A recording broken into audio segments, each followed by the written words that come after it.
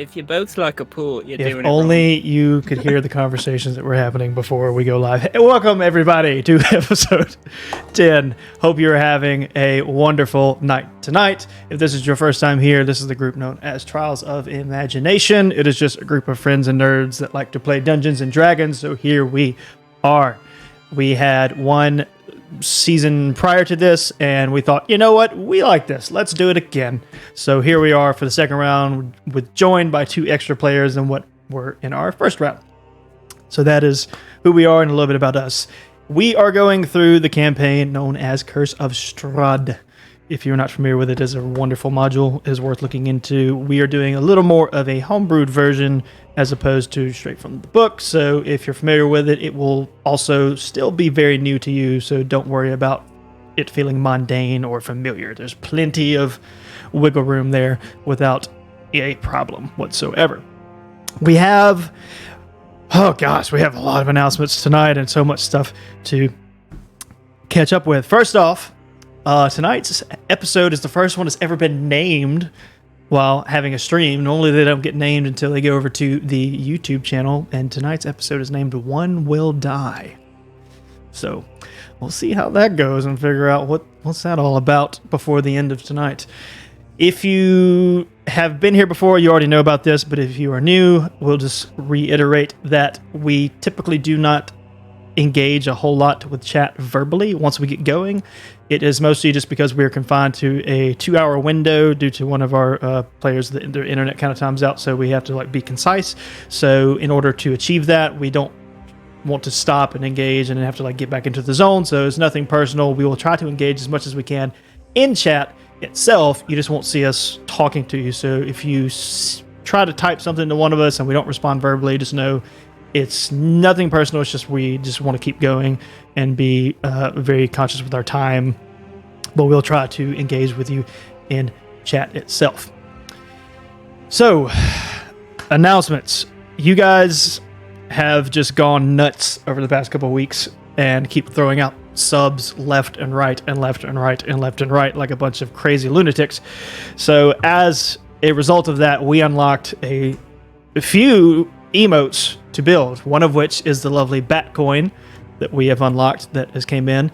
The second one is pending and should actually be arriving sometime this week, so we should have it by next week, hopefully. I don't want to preemptively say that, but it should in theory be ready soon. And then there's a third one we unlocked because, like I said, you guys are just nuts. But that one we are still a little ways out on, but we have an idea of what we want to do, and we're working on it. So just a massive thank you to all you guys for your mad lad ideology of just throwing out subs to all of us. It's very appreciated, and we want to make sure we do some fun stuff, which is what we're about to get into, other than the emotes. Tonight, we're doing a giveaway. So at the end of tonight, we will give away something. If you haven't already, you can do !giveaway in the chat. It will pull up a link that takes you to somewhere where you have points. It works just like a raffle. If you're not familiar with a raffle, you gain points by watching, and you spend those points on buying a ticket. Every ticket you have gives you more chances for your name to be the ticket that is drawn whenever we do the actual giveaway portion, which is at the end of tonight's episode. So, more tickets you submit, better chance you have of winning. If you're subbed, you get triple the points right now. All the points are amped up because this is the last episode before the giveaway, so there's a whole bunch of potential there for you to win something. So if you haven't already, again, !giveaway, go redeem as many tickets as you can, because tonight is the last night, and we will be shutting that off and giving away something at the end of tonight. Okay, another announcement. Next week, in celebration of another 5 episodes up, 5 episodes down, we're going to revisit the Q&A style that we did previously, and it's so it'll be a little bit of a break from the campaign itself, but we will still be here next week, and we will be full-on engaging with chat. So if you're the type that wants that type of engagement, next week is going to be the week for you. So put that on your calendar, make a note of that, and come with as many questions as you can, because we will answer every last one of them that we have time for. And likely, I'll talk more about this with the crew tonight off screen or sometime throughout the week, but we'll probably do like a scaled down version to where it's only like 4 of us and like give 2 people a week off so that we are not stretched so all over the place and trying to answer 10 million questions. But we'll figure that out later. That's just details. So that is next week. Just if you want to know that now and be thinking about questions and all kinds of stuff, literally anything goes. It may not get answered. The players and myself can easily choose not to answer something, but I mean, hey, it doesn't hurt to ask. So that is a plethora of announcements. We do have one final really big one for this episode, and I'm going to let SJ take this one over. So I'm going to go ahead and switch the screen so that everybody can see Miss SJ. And SJ, why don't you go ahead and take it away? Okay. So I'm really excited about this announcement. I've been like jumping up and down for like the past week and a half, I guess. But anyways, so best announcement, we are launching our new merch store. So exciting. Yay! I can't with Dirk. Just what? Dirk, what? You already unlocked all the emotes. Gosh. You mad lad. Good gosh. Sorry, I didn't mean to interrupt your announcements. Keep going. No, we didn't kill Nadar.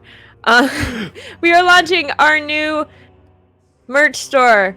And now my ADHD has stopped me from working now. Thanks a lot. Words are hard. Well, you're merch. like, Dirk, what happened? And so my brain went, what happened? And now it's stuck over there. Oh, man. Anyways, are you going to show them the merch store? The command in chat will take you there. Oh, okay. I thought you would show it on screen. I wasn't sure. But there it is. There's our new merch store. Thank you, Lava. It's our own website, www.trialsofimagination.com. That it is. So, it's live and loud and proud. Yep. I worked hard on the merch. I made a couple of my own styles.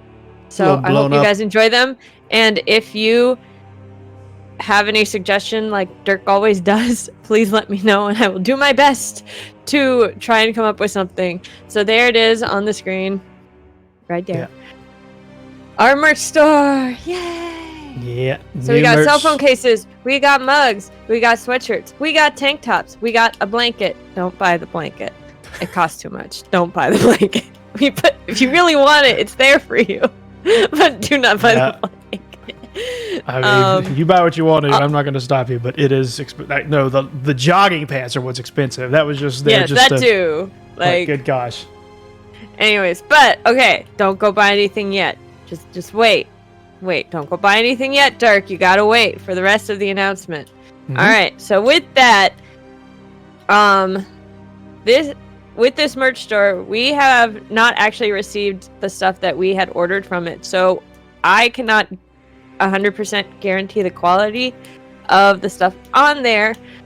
And I'm probably not the best person to talk about it because my mind has stopped working.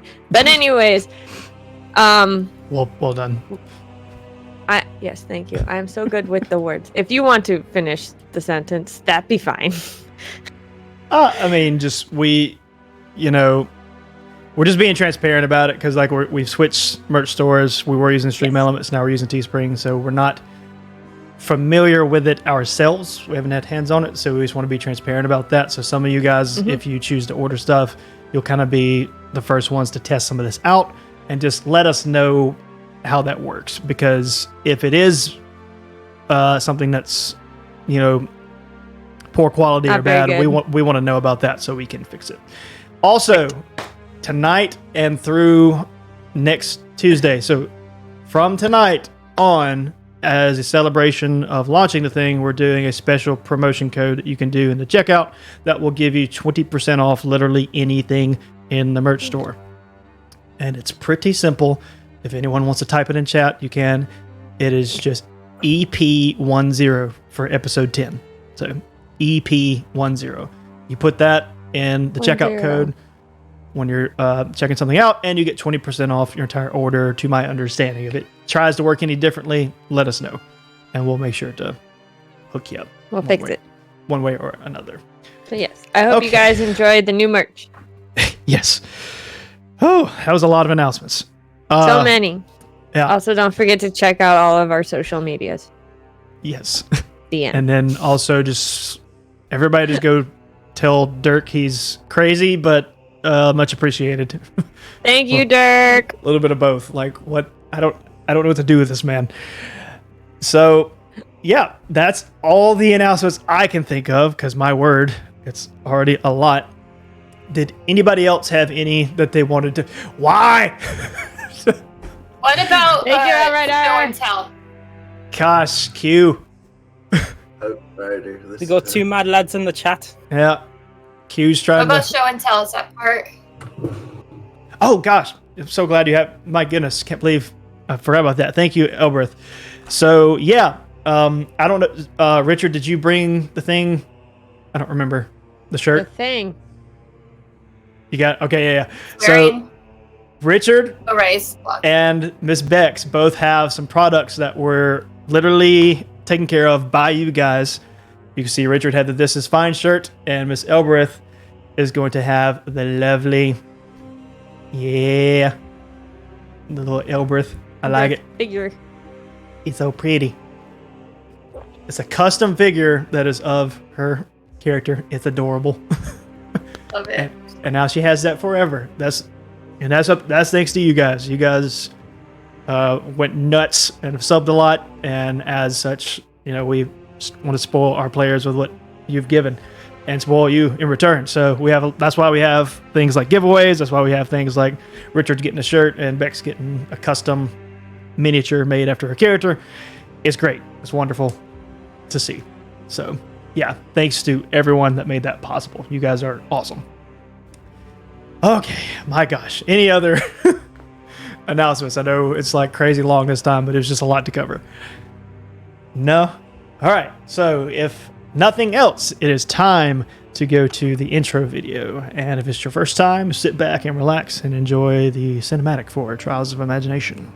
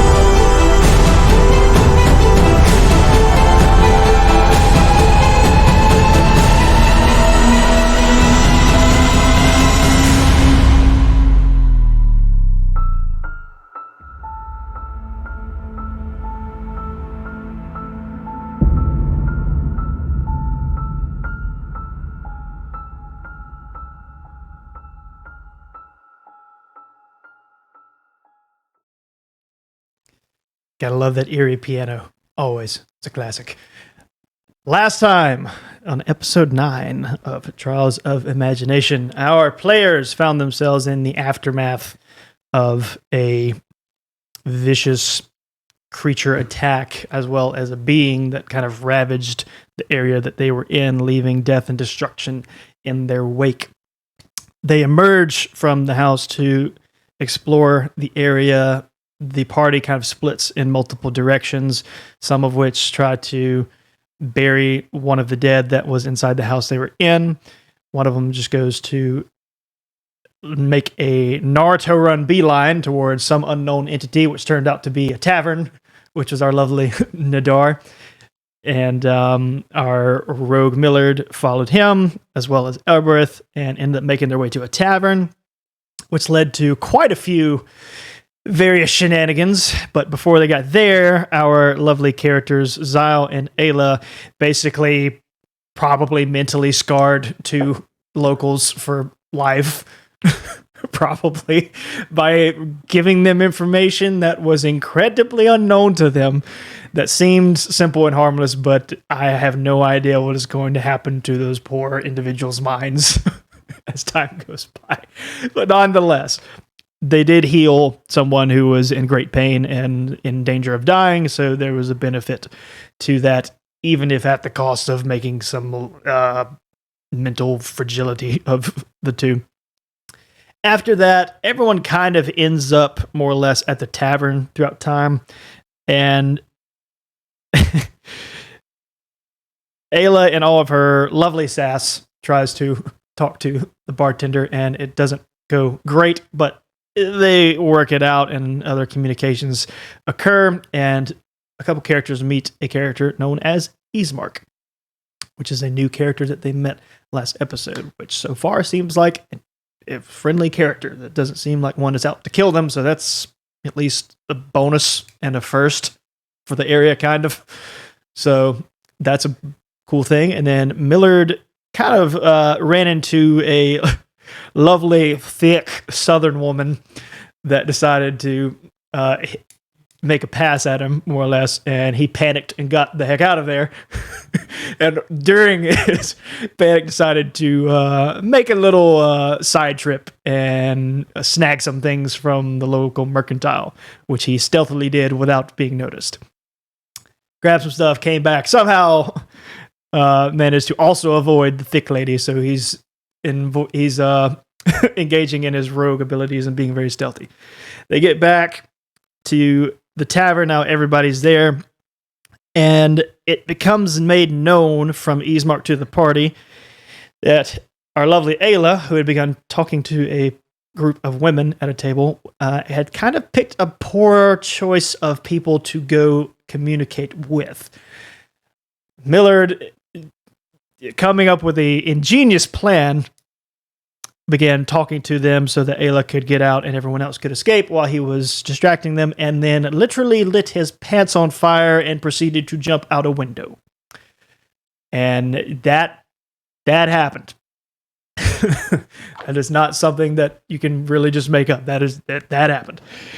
But it worked incredibly well. Got to give it to him. So Ismark meets them outside. They get Millard's pants kind of brushed off and out, and tells him that was hilarious, but we should probably move. So they begin to make their way away from the tavern and have a little bit of discussions before Ismark finally, with some back and forth with the party, learns that they have actually had a run-in with Strahd and did not even know it. And the last thing that happened in the previous episode was that Ismark looked at them and told them that even though you don't know the name, you've already experienced the devil himself.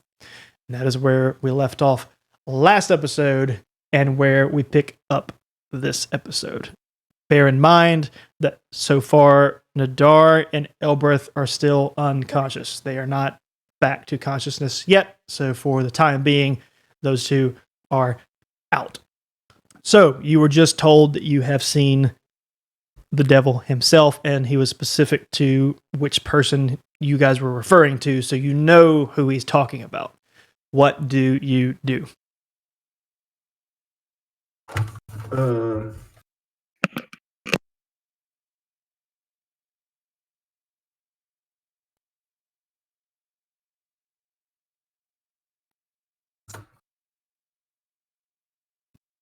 I don't know who you're talking about. Some good strategies I'm hearing. It's a bunch of great ideas. Oh, can I wake up yet? Not yet. You say we meet Van when we first got here? Oh yeah, we did, Ayla. Like, but it was all kind of like hurried. You know, I don't know. You seemed like a decent fella. All I remember is children. Yeah, this was before that. You see. Before? Oh, you can tell it, Mark. You got Ismark's attention by saying that. Like, children. Well, two. Ayla, two children, boy and girl. when we first got there, you remember calling out, asking, what did you say? Where are we? Or I Mark, remember he was my he was near brother panic. disappearing. I remember my city on fire. And I remember the children. you did call out, I forget what you said. But anyway, It sounds like she's been through quite an ordeal. I don't wish to think about it. I mean, Too we much on basically had to mind. have Zael here carry her halfway through this our journey here. yeah. That's how bad you were back to Ayla. You carry me? I did. Zael did. All Yeah. the same, it seems to be a rather soon and sore spot for her, so perhaps we move on from topic. But you say children, the two, Yeah. young boy and girl? Yeah. Young boy, young girl. They said they couldn't go into their home because the monster had escaped the basement or something of that sort. And their parents had to take care of it. Yeah. But then we found them inside and they be ghosts. He just kind of nods with, and like does this motion. Did you go in house? Did you go in house? Yeah. Well, they asked us to, so we did. We tried to protect the children. We tried to kill the monster. The fact, were there 6 of you that went into this house? Yeah. That's right. There wasn't more? Correct.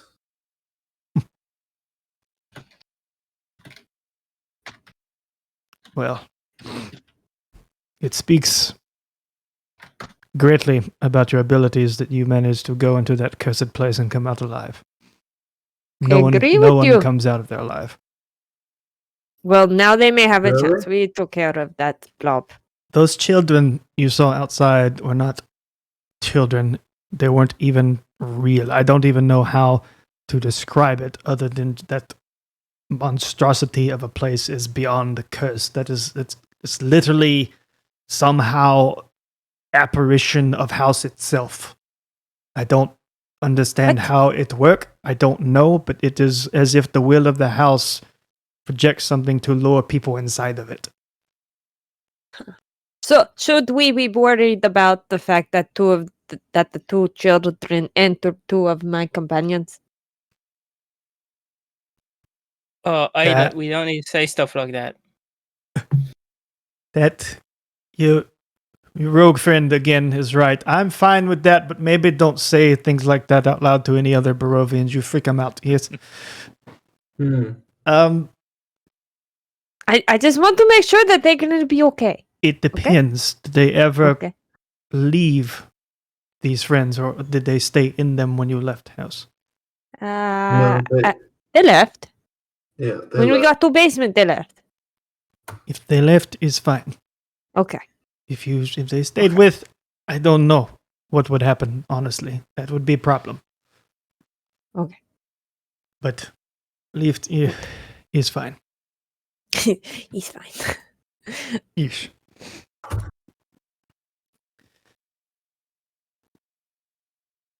So, if all of you are capable of surviving that location,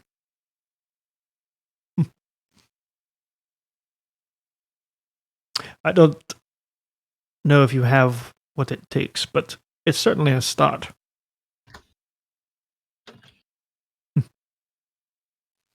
Many people like yourselves have passed through here before. Some people take no note of it because, like, bonds that you ran into earlier are just very simple and oblivious, and they don't notice much of anything other than what's right in front of them. But you're not first adventurers that pass through here. It's actually quite frequent. And it That is depends. what I am gathering. It depends on longevity of how long they survive. Because as I said beforehand, you are likely here due to being the devil's playthings. And given that you did not recognize women in tavern, I gather that you were not brought here by Vistani. You say instead you were brought by some form of magical transportation. That would be my guess. So the Vistani travel, they bring people from other realms to here. Yes. So the Vistani could get us home? Oh. Perhaps they could, but the matter is not the question of the capability, it's the matter of would they do such a thing. What do they tend to want? Or what are they after? What's their purpose? I'd imagine, much like the rest of us, survival. They are in favor with Devil because they bring him toys to play with. As long as they continue to do such, he leave them alone. Are they traders? Like do they dealing with other people, or is it just this devil fellow? Yes. If you find the right one, I don't want to lump all Vistani in the same circle. I'm sure there are some that are wonderful people, but it's more of them as a whole. They do serve the devil. But, they're very much like gypsies. I'm sure if you find the right one, they'd be willing to trade. Just be very mindful about what you're doing if you're interacting with those folk. Okay. It seems like from what we heard from you before, most people don't have dealings with them unless they're caught unawares. People from this village don't particularly like to engage with them. It is well known here what their purpose is, because Vistani camp is not far from here. So but they still show up here. What exactly are we going to do? Like, you hurt devil's messengers, you might as well have death wish. That makes sense to me. Yeah, no, it's like no one greets them with joy. Did you see anyone sitting with them in tavern? No. I just happened to see one person sitting with him. I don't know what you talk about. But I can't complain too much, because as a result of that, I was given a wonderful display of pyrotechnics and acrobatics. So, can't overly complain too much. Oh, speaking of that, do any of you fellas happen to have an extra pair of pants? No, I do not. However, if it's not too bad, I may be able to mend it. What would you say the status of your bits are? Like, how bad do they're badly burnt. They're like just the material, or do you think it's just like holes all over the place, or what do you imagine? Not all over. It's up like the right leg. Like, I'm worried about the right leg just becoming nothing, or like falling off. Is your leg hair just like gone? Some of it. It's mostly fine. Just like maybe there is a tactile shop somewhere nearby. Yeah, we could use like some patching up. We can get some material. I do smell burnt hair. It is not good. It's not the worst thing that could have happened. It's quite pungent. But I get the sense from you, Ismark, that these people are not to be dealt with, and they have a little bit of authority. Is that kind of what you're telling us? Perhaps. It's hard to say, but I don't mean... you don't seem to fear them too much. The Vistani, they're unavoidable. If you live your whole life in fear of something you see every day, then your life is meaningless.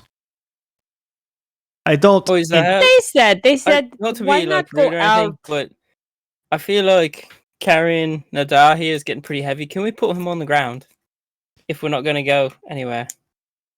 Yes, I don't mean to pry, but I was curious as to the state of your two friends here. What do you... The dwarf I have a better idea of because he was drinking like fish, but what why is the other one unconscious? I don't know. I'm not sure either. I think she had something. She was looking at something she had been given a while ago, and maybe that put her Her into necklace, her interesting necklace. trance or whatever. Her necklace. Possibly that.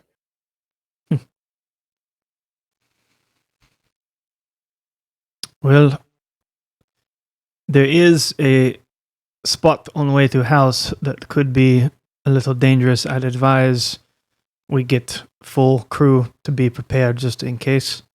So Wait a is there... second. Your house, on the way to your house, there's a dangerous spot that you pass by here, coming here and going to pack? He's going to look at Millard and like, does she always repeat the exact sentence of what people say? I'm just wondering. You're like, we have to have full crew, yet you come and go through it by yourself? You have to excuse her. She asks questions by simply stating facts and then hoping that maybe those facts will turn up something. I just want to know the answer to the question. Well, you kind of you changed my words. I did not say you have to have these people awake. I said it would be wise not to be carrying two people unconscious. Because the people that are carrying them will be kind of exposed. They are doing something. I agree, especially when I'm carrying a dwarf who's like twice my weight. Yes, and there may be no problem. It's more of I don't. The dart at this point. This is like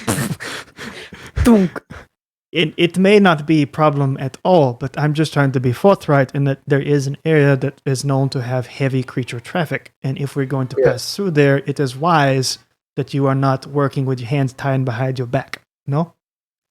Mm-hmm. You're not answering my question. How do you get through it? Why you need full party? You come through with full party? He doesn't carry unconscious people through there. Yes. But he is only one person. Again. And yet he will go through heavily dangerous area by himself? Ayla, one person who's not carrying other people. Yes, but we are a bunch of people only carrying two people. Ayla, one person is not carrying anyone can run a whole lot faster than five people who are carrying two. Your friend is right. I don't typically try to engage. I just can escape either. But in group this size, escape would be less feasible for all of us. And I don't take it you are the group that would abandon any of your fellow compatriots. Well, me learned. Did not mean to open sore spot. I'll move on from that one. But is there... That's a good idea. Among any of you... Hey, if we got any salt, we can just sprinkle that in Adar's house. That'll wake him up right quick. Or you could just hold brandy under his nose. I would gladly do that, but I don't have any brandy right now. Thank you very much. You could do that. But are any of amongst you healer types? That one. I am. We all point as I have. You might have something that would do trick that would be less jarring than I salt. don't know. Will it scare the village people again? I'm just saying, it's a classic remedy. Used it many times myself. Wakes them up real quick. We're on a road. There's no village people like nearby, so it'd be fine. Okay. So. Just making sure. Mark, last time we do Millard does heal. have a very effective method. Okay, well, That's what I'm saying. It works. Prefer to try time. that method, then go for it. That's right. It's We your call friend. it the Chicago Sunrise. I understand one of those words. So do I. It's just an old town we used to visit. It's kind of a messy place. I wouldn't visit it like too often, But It sounds like a place where people would be murdered by projectiles. I could be wrong, but moving on. But they have great bread with lots of cheese. Lots of cheese. So good. They are very Very generous deep. with the food. Yeah, Interesting. that's the main reason I go there. He's your friend. You do what you would like to, but I would suggest we start with waking him up. So, how would you like to wake your dwarf friend up? I kick him. Just kick, like not even doing salt. You're just Not like a hard Oh. kick, just like a. I'm sorry, Millard. I thought you were doing the other one. This is the New York CPR. No, I just want to make sure that I don't wake up an angry dwarf with anything more than I have to. Have you tried just saying, "Oh look, a tavern"? Your idea was to not create an angry dwarf, and the result of that thought was to kick. Trust me, I've dealt with this fella before. It's much better if you kick him than pouring salt in his eyes. Yeah. If you kick him, he'll wake up a little bit. If you pour salt in his eyes, he'll swing at anything that moves. Because he won't see too good for the first 2 minutes. Yeah. He's not my friend. Who am I to say? You see that great axe he's got there? It's not just for show. All right. So does he wake up from me kicking him? Not yet. Yeah. But you want to try again? Oh, I go up to him and I say, Hey, Nadar, look, there's a tavern. And they're giving out free beer. Nothing? Okay. Delay. Millard kick. Nope. He's a goner. Okay. Let's leave him. He's dead. He's dead. He's going to wake up to that kick, but before he does... Not the tavern. but yeah, not to the tavern, but to the kick. But before he does, we're going to take a ride on what Nadar has been experiencing while he has been unconscious. So this is for you as characters to take a step back and enjoy as viewers. So, Nadar, you don't remember much of anything other than making your way to some tavern and then going unconscious, but not from drinking, more of too much of perhaps getting slammed against the building and head trauma or bouncing things around, and the mentality of things of your past started to come back, and you just kind of went into, we'll say, stress overload and just kind of went unconscious. So you wake up as if in a dream, and typically with dreams, you wake up in the middle, so you don't really see the beginning. And you are walking through a memory of your past. And it's very strange because you can also see yourself in this dream. So you are literally a bystander, and you try to interact with a few things, but it doesn't seem to take. It's just kind of your hand goes through it. So you're literally dreaming of yourself seeing a vision of something that occurred in your backstory. I poke my hand.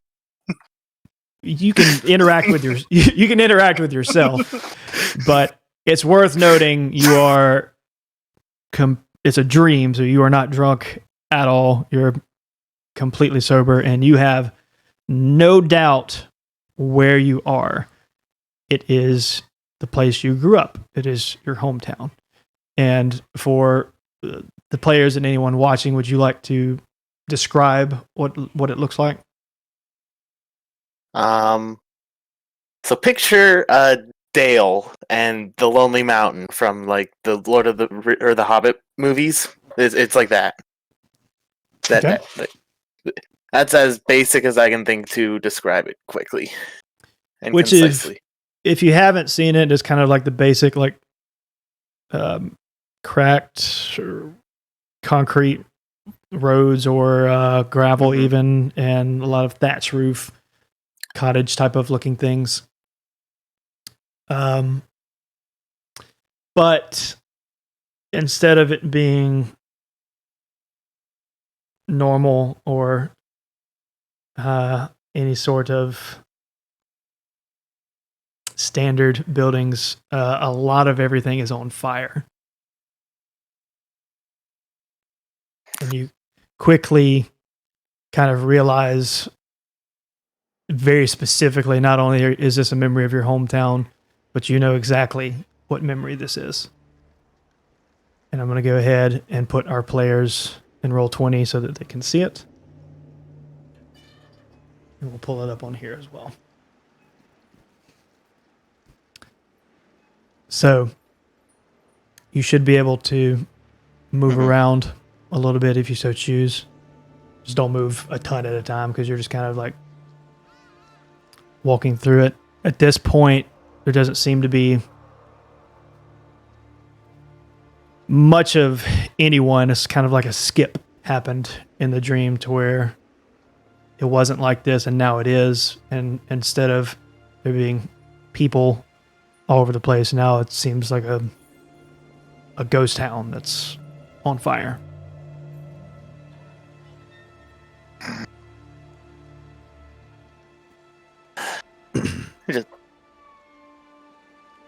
Tears are starting to like form in his eyes as he's walking down the street. Mm-hmm. And then he... Mom! And he starts running forwards, trying to find his mom. Mm-hmm. And you see, right when you get about right where you are, we'll see the house to the left. You remember it's your home, and you see yourself because you had the exact same idea, and you just see yourself kind of standing, staring into the house that is ablaze.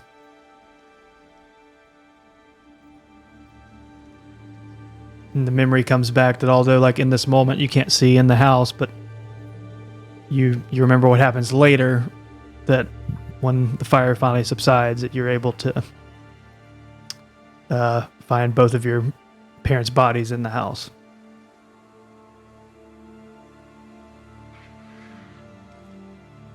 Right.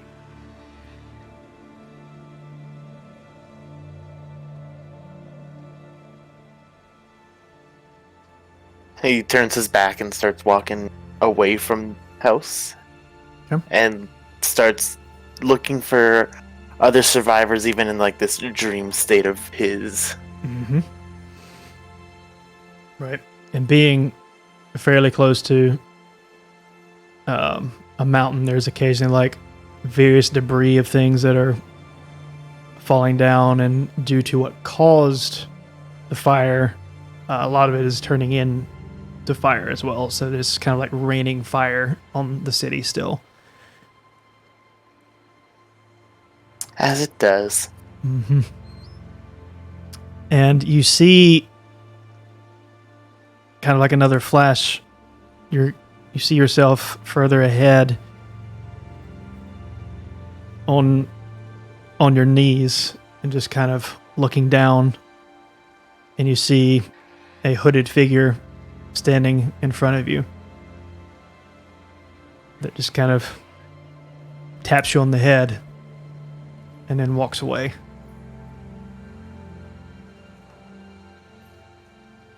The current Nadar, that is like not the dream one. The guy who was streaming follows the hooded guy. You do, but much like what happened in the reality, you just see him vanish into thin air. Not because that's what happened, but because yourself that's looking in this dream is you're actually looking down. So you didn't look to see where this individual went. So that was the extent of what you remember. So even though you did see him, but he's now gone. And this part of the moment becomes very clear, and you remember it clear as day. And you turn around to look at yourself and remember where you were in this moment. You remember what you thought in this moment. You remember what caused this moment. And you both mouth at the same time because you know what you're going to say. And you're just looking down, and both of you just say, "What have I done?" What have I done? And that is where snap, and you wake up. And there's still tears in his eyes. Yep. You mean kick, and then you wake up. Hey, mate, come on. Come on, get up. Wakey time, mate. Right? So Sure. He gets up, but it's like he doesn't even want to move. Sort of gets up. We ain't gonna be carrying you for much longer, mate. Come on. What? You know, I really thought you could handle more than 6 drinks, because I've seen you handle like 3 times that. But I guess the alcohol here might be a little stronger. It's not. Ismark It really isn't. is looking at him, and Ismark is a fairly perceptive individual, and he's looking. I do not know what your friend is going through, but I don't think this is a fix of alcohol. Are you okay, Nadar? I saw it again. Why? And he goes down on his knees again and just starts holding his head. Oh, he's right, Bevitt he is. Why do you? Why? It's okay. Give him time. Don't. Will you stop coming back? What's wrong?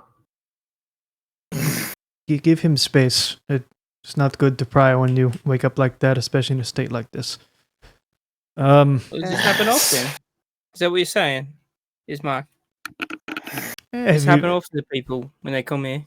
I live next to a tavern. I've no stranger to seeing people unconscious and then wake up. Typically, most people actually start swinging. So it's kind of amazing he didn't do that. But yeah, I just say, like, you kind of discombobulated a lot. I don't know what he's going through. Clearly, he was experiencing something during it, but perhaps let him gather senses. But in meantime, it's the tall one. Do you want? Perhaps let's not kick this one, but how would we wake this one up? Hale would probably have the best method here. I don't know why you say that. Well, he's more experienced in strictly medical things, as where mine is more of an experimentation through experience.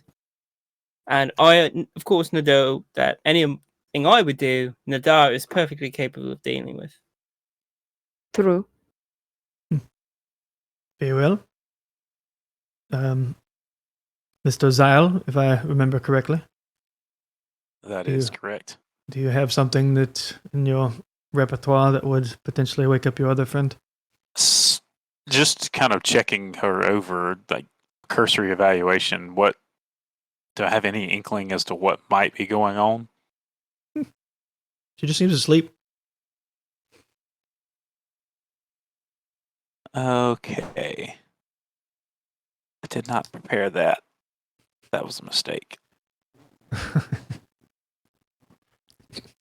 then Elberth stayed asleep forever. Albert was the one who died in the title. Rip. The Death best thing by I've got. sleep. So I'll just do a basic cure wounds to see what happens. Okay. It is going to work, and she will wake up. But before she does, we're going to experience what Elberth has been going through during this. You do get 9 HP back if you were missing any. Hey, see? Added bonus. Even better. So, It wasn't. Elberth, you, much like the same thing I said with Nadar, are in some form of dream, and you wake up just in the middle of a room in front of a large, almost like court of sorts. It's these incredibly nice stone floor, these huge pillars, a lot of white and gray type of tapestry. Very, very nice looking area. And there are 4 specific Azamar on these podiums of sort that seem to be some form of court that are talking to you.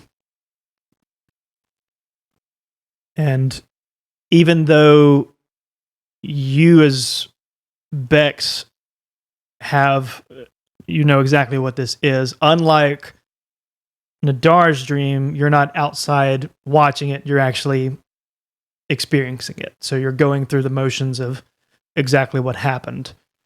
And indeed, this was a memory. And you have one of the members look down to you and is just going to say, I say again, did you or did you not swear allegiance to the council, specifically not to the mad machinations of your brother? Again, I'm saying my brother is not mad. And I don't know who's telling you guys these things, but no one has to tell us anything. We have an entire civilization that has been annihilated. And because you guys sent us there. There, we have no record of such. Everything we see says that your brother was behind this, and here you are standing right beside him. You and that Idris both.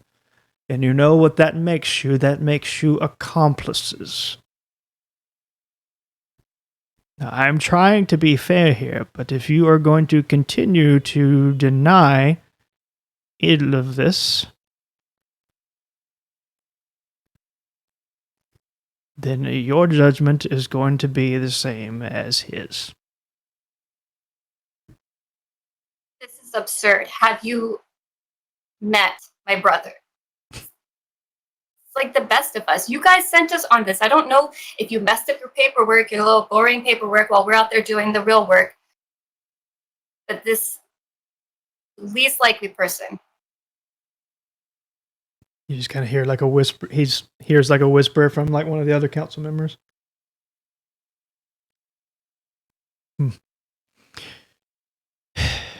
It seems very clear that you are quite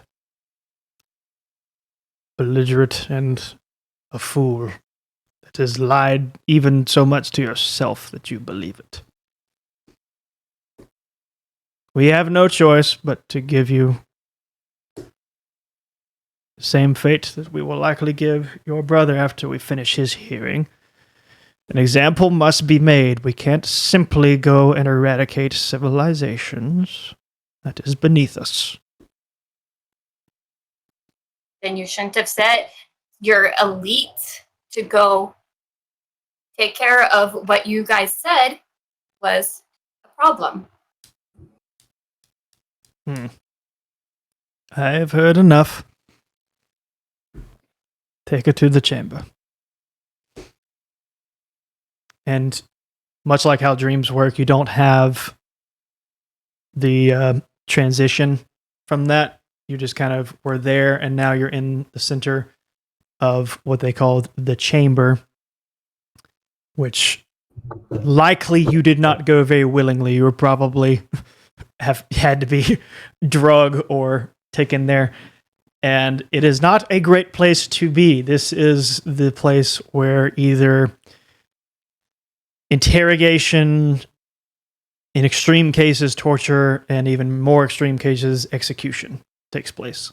And you do not know which of the 3 that you are in line for. Because like I said, given the way you're going through the memory, it's like you're going through it for the first time.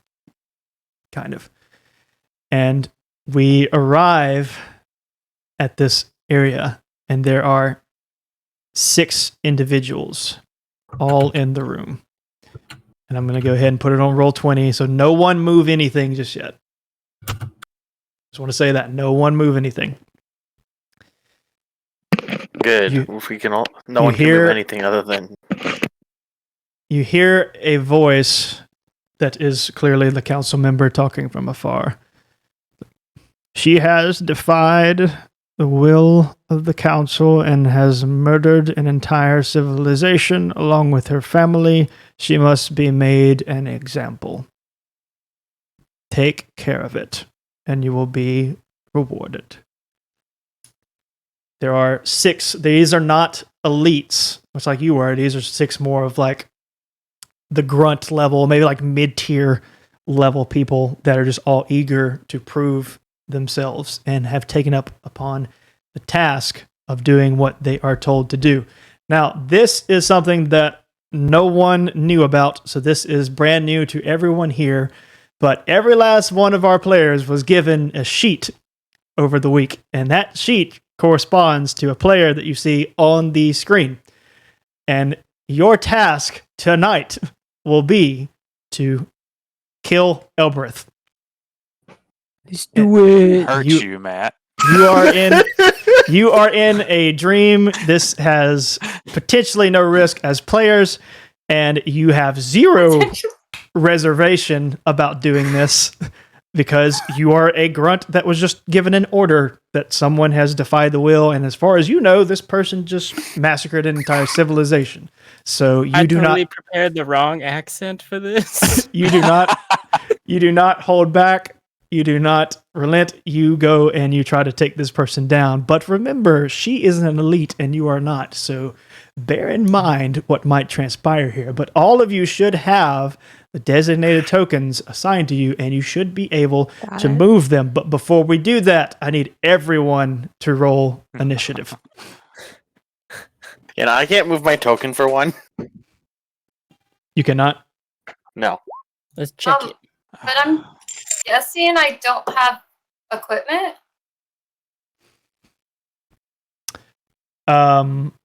Your character, I'm going to say they did not strip your stuff away because they were trying to not be obvious with what they were doing. That's why they brought 6 instead of just 1. They think they're going to have advantage in numbers. So if you wanted to have equipment, you can have it. I got an 8. Okay. I got This is 7. embarrassing. Well, I don't have control on the sheet. Hold So on. I gotta go get real dice. Okay. I rolled As a it 19. should be. Hold on to the initiative numbers real quick. I'll get them in a second. Nadar, yours should be at the bottom right. It is. And you can't move it? Correct. Because your name's on it on mine. Yeah, I can't move it. Controlled by... Okay. I can 'cause move mine. Because I see everybody else moving theirs. I can't move mine.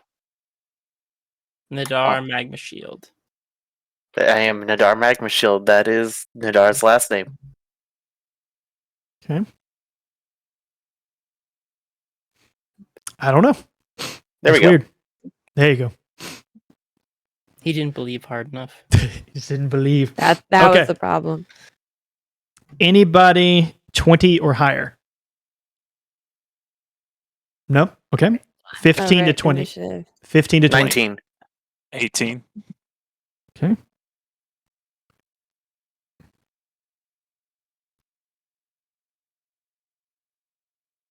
All right. 10 to 15. Mark, say something. I feel like you might cut out. I got His 13. mic isn't on. I was muted. I Gotcha. forgot. I rolled 11. Okay. Man, we got some low rolls in here then. 5 to 10. 8. 7. Oh, no, 11 is Elberth. average. Well, I was thinking more of Elberth. No, I thought she rolled like a 13 or something. I got 13. 13. Gotcha. Okay. So you would actually be... First. She'd be after Richard. First try. Okay, so the order will be Lava, followed by Richard, followed by Miss Bex, followed by Liam, followed by Jay, followed by SJ. And that will be the order. Now, before we begin, Elberth, do you have any words you want to say to what was your fellow comrades, even if they are the grunts, before you start? Actually, first, Becky has a question. I asked if I could have better armor than leather. Yeah. I would have had something else, so... Yeah. It was difficult to prepare this because we wanted it to be a surprise, so it's kind of hard to give too much prep for what to have. But yeah, you're an elite, so you're going to be pretty stacked. Right, so scale mill, breastplate, half plate. It's 6-on-1, man. You do you. You pick whatever you pick whatever you want. If you want me to take full plate, I'm going to take full plate. Do it. Wait, You don't. you're not stealth. But what if you have to sneak? Sneaky sneak. Sneak a snake. I'm just gonna, okay, my first action, I'm gonna roll a stealth check to just get out. Nice. Handy camouflage. Don't be suspicious. Don't be suspicious. Nice. All right. Given that two people go before you, did you have any things that you wanted to say as your character to them before it gets started?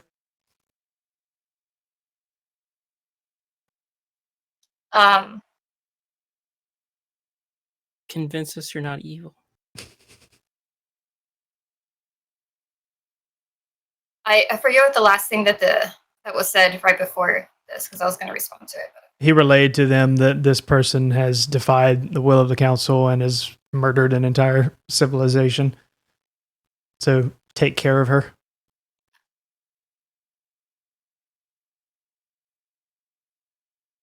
No, I'll take care of you and whoever is the one that is framing me and my brother. Okay. She says this, and all of the rest of you have a very strong drive to do exactly what that person told you to do. And without further ado, He's saying what your brother can do. the fight is on. Of course, there's music. And we will Lava. obey the council. Unfortunately, I don't have a choice in this. I rather liked you. I'm going to attack with the longbow. 17. Does that hit your AC, Yellow Breath? Nope. The arrow flies and bounces off, I guess. Okay. So you go to take a shot, and she is no pushover. She is in elite status, so she dodges the arrow. Okay. Yes.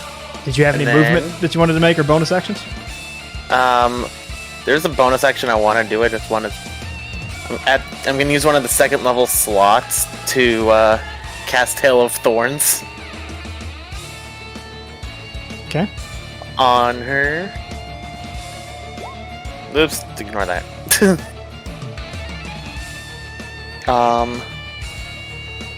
Okay, that's everything. Okay. And what does that do specifically? Yeah, next time I hit a creature with a ranged attack before the spell ends, the spell creates a rain of thorns that sprouts from the ranged weapon or ammo, in addition to the normal effect of the attack. The creature, every creature within 5 feet of the target needs to make a dexterity saving throw. A creature takes 1d10 piercing damage on a failed save, or half on a successful one. Yep. And are you going to move any, or are you staying where you are? I'm staying where I am because I have to make a ranged attack. Okay. Richard, you're up, and Bex, you're on deck. All right. So, oh shoot. Close the sheet. Trying to get other stuff up. You gave me the druid, man. You didn't give the druid some real dice in this lovely dice box Matt himself made. So, with the Woodburn logo. Right. I did not treats get the me well. Woodburn logo. I didn't even get a box. That's because Zyle's sexier. That's true. I got a word. Oh, I got a yeah, word. He gave it to me in person too. Yeah. So Daedrid, am I pronouncing that right, Matt? Yes. he's gonna kind of crack his knuckles. Just, all right, I didn't know I'd get to crack me knuckles here over an elite tonight. This will get me right on up in the ranks, yeah. And he's going to wild shape into an ape. I believe requires his action. Depends on the subclass. He doesn't have the bonus action. He's not that one. It's not Druid of the Moon. I can bonus action it. So, and makes it be. So he's going to run around here, get in position, and that's unfortunately all he can do right now. Okay. Bex, you are up, followed by Liam on deck.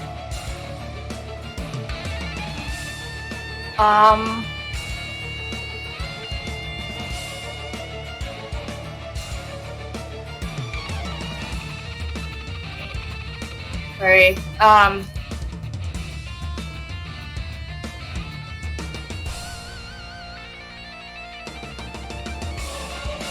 Okay, I am going to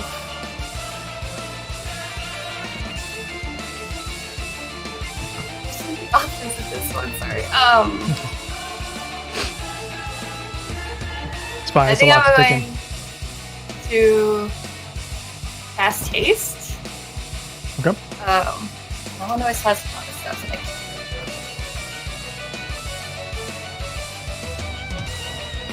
Alright, let me try to paste this, sorry. And well, I guess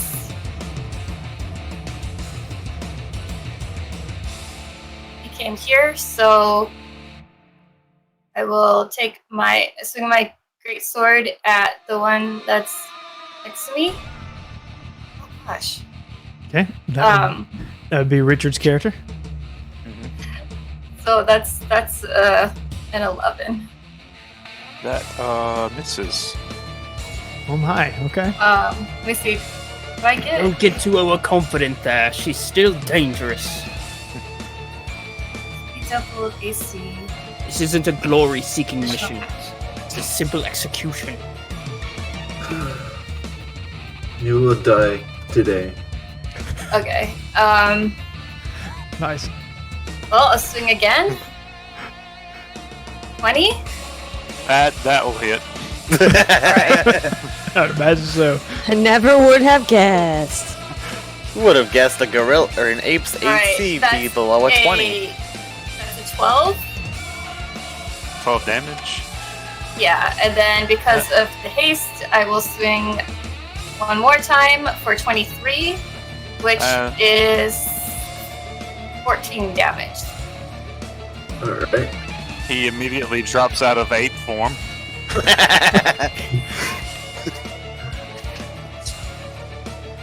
So yeah, it's just takes her sword, my great sword, and just swinging it out. Just get away from me, you stupid ape.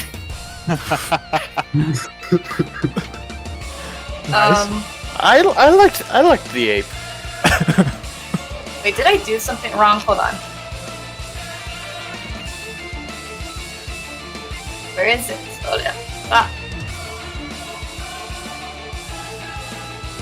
Nope, that's an action. Just kidding. I didn't cast haste, so I guess you have to take back the 14. I don't get to do that one. So he is still an ape.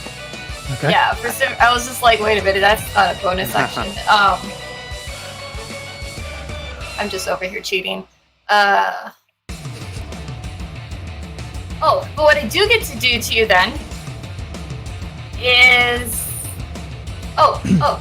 Sorry, there's so many things. Okay, so what you do get though is let's see, a D8, and then I will go ahead and just try to dig through other things. I will smite, so that's going to be another 2d8. So I'm just going to credit him.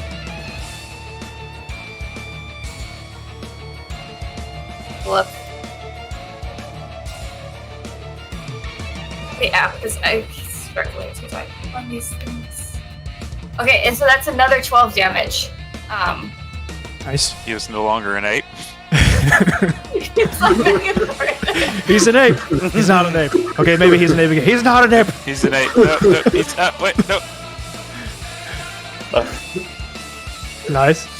Let's see, when I deal damage, okay, so as a bonus action, deal damage, distribute temporary hit points.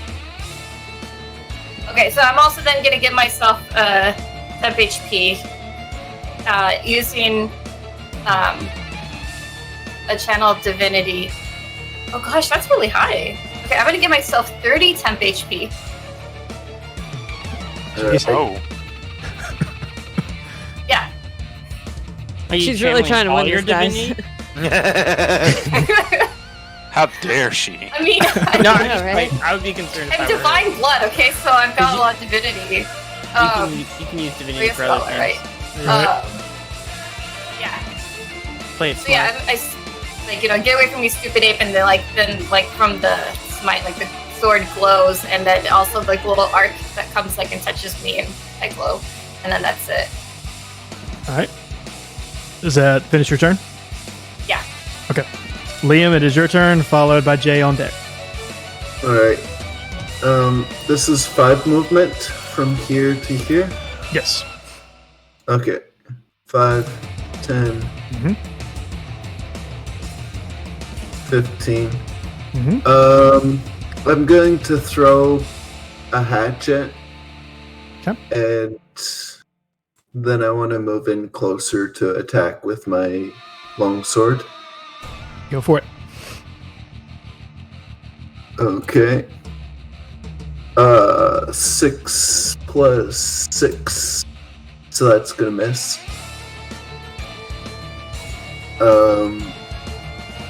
And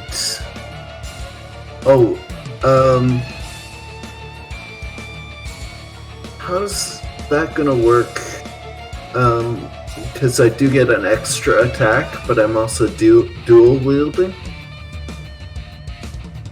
Honestly, like, I'd go with the extra attack. Yeah, but if I'm dual wielding and I just threw my hand axe, I don't get to attack with both weapons, right? You swing the same weapon twice. Yeah, like you would just swing twice instead of 2 weapons. Oh, right. Okay. It's not that. That's how I hard would. to That's how. do. Yeah, that's how I would take it. Okay, 8 plus 6, so that's gonna miss. 14. Okay. All right. Do you do anything else with your turn? No, I don't think so. Okay. Oh, 8 plus 7. But All right. Yeah. Jay, it is your turn, followed by SJ. I step forward. You fools, this should be a simple task. I reach out my hand and I cast Earth Tremor. Yeah. So you're gonna make a dexterity saving throw. Nice. What number is the dex save? It's 11. It's not very high. Unfortunate. All of them, all my saving throws are 11. You made this character, Matt. My spell all- save DCs are 14. 16s or 14s. What'd you get, Albereth? Sorry, I didn't hear. You may need It's to a make little loud. You need to make a dex saving throw of 11. Reminder: you can control the loudness of the music in the settings. All right. 14. Nice. On a failed save, creature takes 1d bludgeoning damage. I was like, okay. If it becomes difficult terrain, it's cleared. Okay. Is this loose earth or stone that we're staying on? Stone. It's kind of like Okay. marble. Yeah. So the area around her, like the immediate 5 feet around her, becomes difficult terrain. for everybody, anybody who's in it.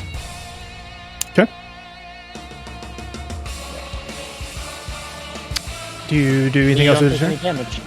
Yep. No, that's it. Okay. All right. SJ, and then back to lava after SJ.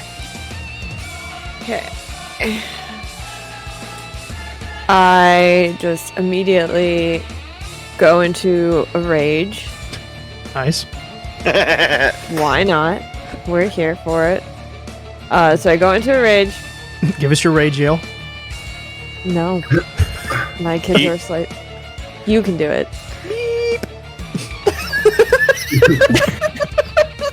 I deserve that. I just now imagine Nadar going when he goes into a rage instead of like an angry yell. Please do. Next time Nadar rages, he just beeps. Alright. So she goes into a rage and Storm Aura goes into effect, right? Yeah, when you start your rage, so it goes into effect. So you gain a 10-foot aura effect. When activated, one creature of your choice in your aura takes lightning damage.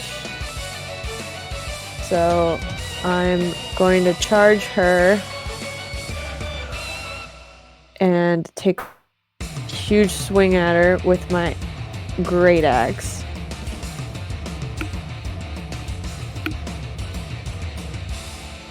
Okay. Rolled a 4. Oh. Yeah. I mean, you have a +6, but Yeah, so that's still just 10. right. The rage doesn't boost that at all, right? Not the hit. It does the. Not the hit, right? The damage. Okay. Right. Alright. So swing and miss. Swing and a miss, but you take a good swing at her. She's an elite, so she's hard to hit. Yeah, I swing. She steps aside, so totally miss. Run with that. Run past her, I guess. She just dodges it. Is what I would place it as. No, but it's just like I'm running forward at her, and so, with her stepping to the side, I would basically end up on the other side of her. Is what I'm saying. Makes sense. Do you have enough to keep that? Yeah. I guess I would end my turn. Yeah. Okay. So that's going to put it back to lava, followed by Ricardo. And now that it's been everyone's turn, you hear the voice in the distance of God. May clearly this is a difficult task. May the light be with you. And you all feel like a radiance type of glow through you. And now on literally anything you do has a +3. So the attack that I rolled while in preparation. Yeah, like it's add 3. Yep. Add another 3 because I'm attacking with the bow again, so it's +6. Okay, so that would be 21. That doesn't help. Does a 21 hit? That'd be an Elbereth question. I'm asking Elbereth. Does a 21 hit? Yes. Okay. Sweet. Where's my friggin' dice? It's a D8 with the longbow. So that's 7 plus the Hail of Thorns. So that's 2d10. I'm gonna roll these. 7 plus 14 plus 8. 22 piercing damage. But you also need to... Actually, no, before that, make a saving throw. A dex saving throw. Because of the Hail of Thorns. I'm stupid. No, it's good to remember. DC is 14. That's a nat 20. A nat 20? Nice. Nice. So that's... She's not gonna make it easy for you. 17. Calculators.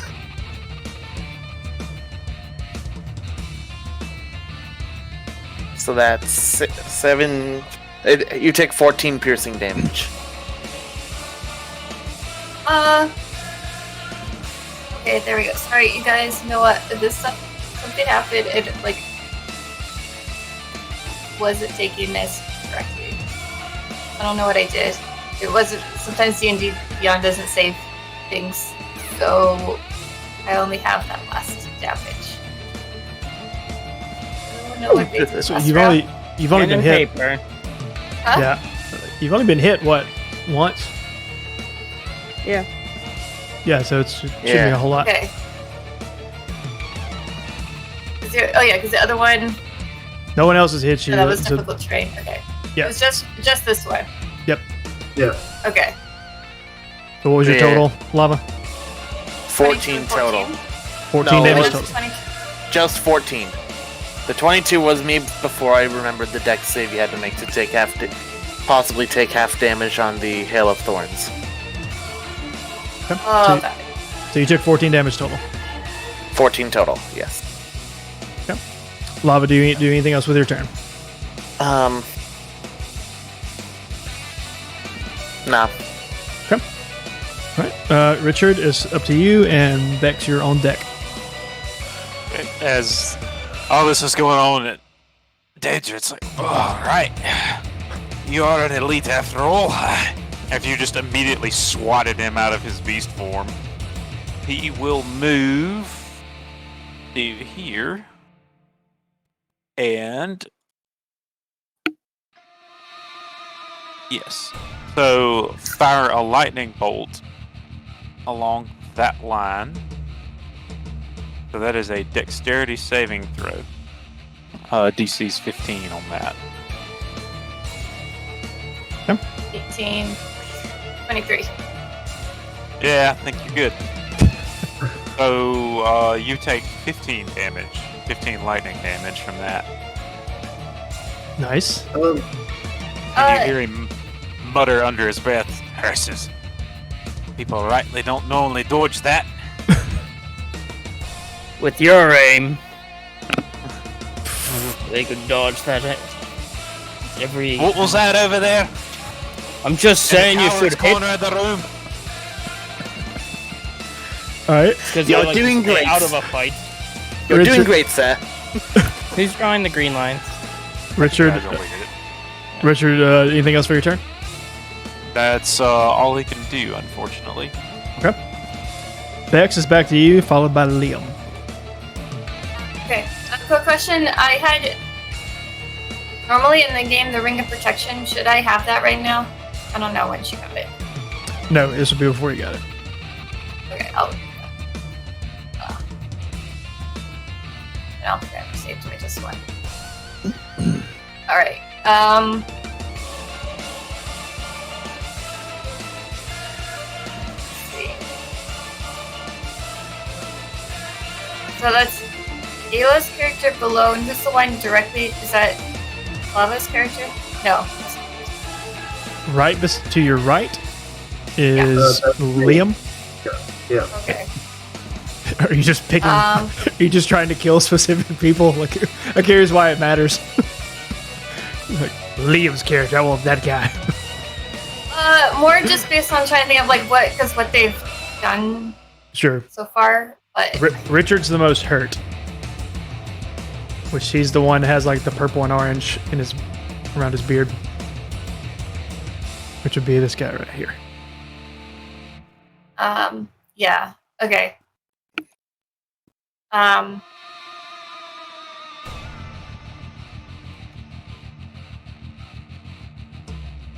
But neither of these two hit me. Okay. Oh no. Liam's right here. So that's a 21. That's gonna hit. I would imagine so. Master again. Okay. That is a plus. That's 20. Okay. Oof. And then I will also. Or is fighting? No, it's when, so you can expend the spell slot every time. Okay.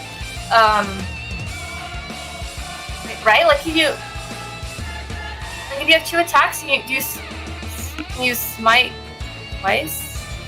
Yes. Okay. Yeah, smite is quite stout. There's all these different ones. These spells. I don't know. Okay, we'll just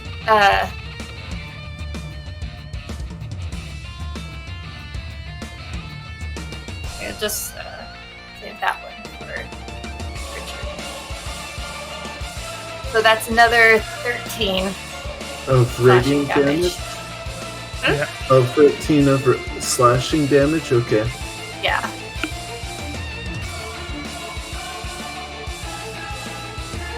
I can't change my life totals. My life Pen and total. paper. Yeah, just Yeah, do pen and, Write it pen and down. paper. Or just pull up a Alright. notepad on your computer. I'll just use calculator. Even better. Don't need to do that. But I know my life totals. Yeah. Alright. Are you Okay, still and standing? Mm-hmm. Okay. And then another so a 24 to hit Liam again. That's gonna hit. God. So make sure you're not immune to 24. You know, sometimes this. Just specifically 24, doesn't it? I would love that to be a thing. Yeah.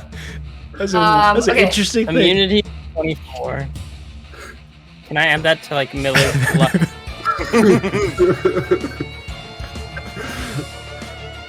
What's that? I want to make it like 17 now. Yeah. Some specific number. How much do you hit for, Albert? That will be.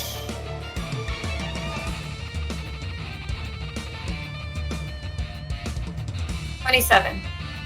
Okay. That knocks me up. Oh, thank. Oh, maybe I didn't need to use fire. That's right, she's Wait- using all wait a her minute. powerful moves. Are you doing smiting me? If that's the case, I take half damage from radiant damage. Yeah. So We're all asking that. Right. right. I Yeah, you forgot do- about that. Yeah, because the smiting part is radiant, right? So Yeah, it says halved.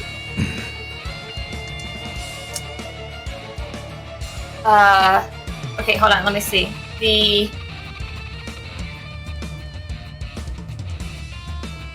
So in the first one, sorry, that was okay. So that was 57 total, right? So the 22 of that is slashing, and the rest of that was radiant. Okay. That's 35. And then. So it should be 17.5 if you divide it by 2. Okay. So you can round it up to 18 and say you take 18. Alright. Okay. Which means you should be standing, right? Correct. Perfect. Okay. Totally forgot about that. Anything else for your turn, Bex, or are you gonna? It's hard to say at that high of a level. I can't remember what you can or can't do. Yeah, I mean, there's just so many things. And I Oh, yeah. forgot about that again. You always round down, by the way. Okay, we'll make it 17. That's a general D&D rule. Oh, that's Alright. So that 20. way, if you would take 1 damage and it's half, it goes from 0. makes Okay, sense. so I took a total of 22 slashing damage and 17 radiant Radiant. damage. Correct. All good. Well, not really, but Well, not great, but It's less if than I were the taking other one. 22 slash damage, I wouldn't feel okay. I'd be in pretty bad shape, actually. so anything extra, Albrecht, or you want to let that be your turn and get around on the next one? Yeah.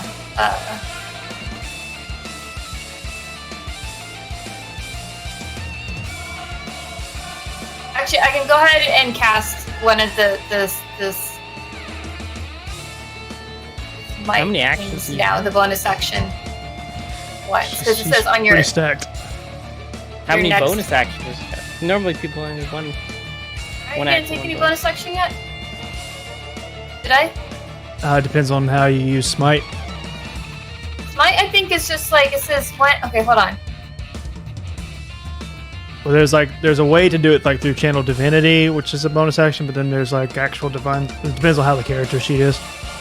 It just says when you hit, you can expend 1 spell slot to deal radiant damage. So yeah, it's just part of the action. That's just a feature. Yeah. Yep. It's the cost of a spell slot. Right. Yeah. But it's not casting a spell, I'm expending. So Correct. You still check it off. Yeah, you should take away the slot, but you can still do another spell. If it's a bonus action. Although I guess I will not, because I could lose concentration.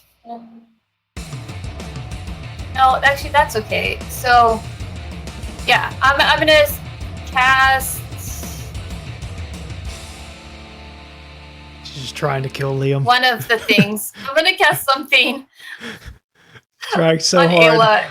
God, you know which? Hold on. I think the thunderous one. What does that do? Sorry, thunder damage. It's not radiant damage. All right. Well, No. someone Yeah. redeemed Okay. Bardic. Drop your concentration on haste. That makes you. No, I like, had you to lose a undo turn. haste. I had to undo haste. I never because then I realized that that's an action. And So I take couldn't note. have done that. Take note that chat just gave you a bardic inspiration by redeeming channel points. So I don't know if you would need that for right now or. Okay. And off to. Okay, so yeah. Oh, I need it more. Because Matt, bards are probably. the best. So thank you, Matt Trumbley, for being a bard. Yeah. The best. So next. Good. I'm gonna Can I cast redeem it on Thunder myself? Smite on Ayla. No, do I cast it on myself? I think it's just not on Ayla, but yeah. So you're aiming for Ayla? No, because I think it's just in general. I think I'm casting it on me, right? And then it triggers the next time I attack, and hopefully I don't lose concentration on this. Okay. My turn, because I can't do anything with it yet. So nothing happens right now, but it'll happen later. Is that correct? Okay. So that ends your turn? Yes. Okay. So much awaited. Liam, it is your turn, followed by Jay.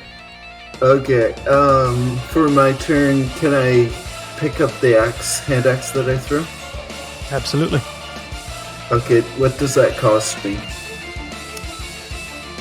In this sequence, I'm going to actually say nothing.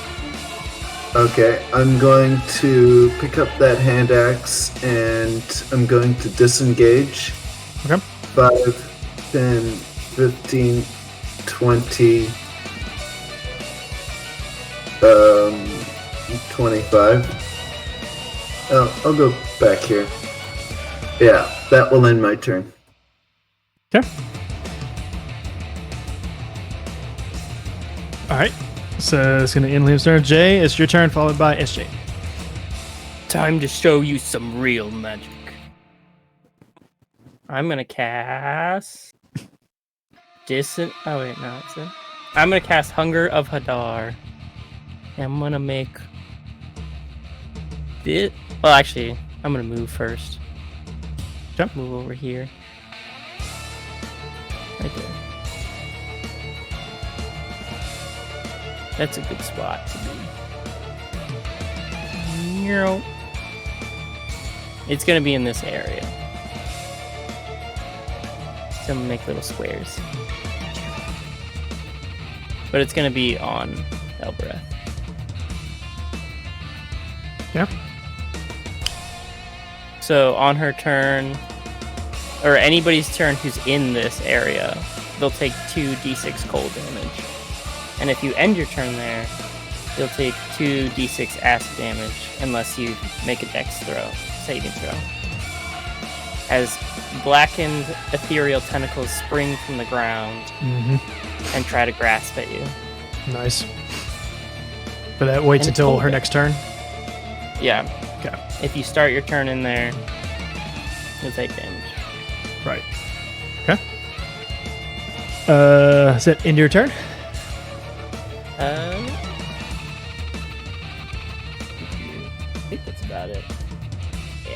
Okay. I'm a SJ, sorcerer. I don't have a lot of stuff. SJ is your turn, and then we go All right. back around to lava after SJ. Okay, so I'm still in a rage. So the storm aura, does that, as a bonus action, can that be now before I attack, or is it after I attack?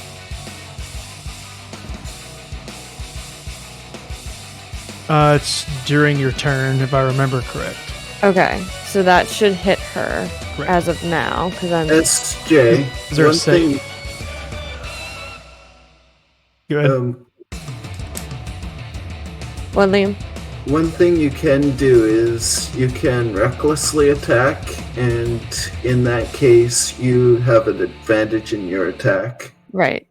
But then, if you get attacked, your opponent would have advantage in attacking you. Right. Correct. Yeah, I saw that. I was looking through here. Yeah. Okay. It's a gambit. Yeah. I might eventually do that, but we'll see how this turn goes. All right. So wait, does that aura hit her? It has to be. It says you gain a 10-foot aura effect.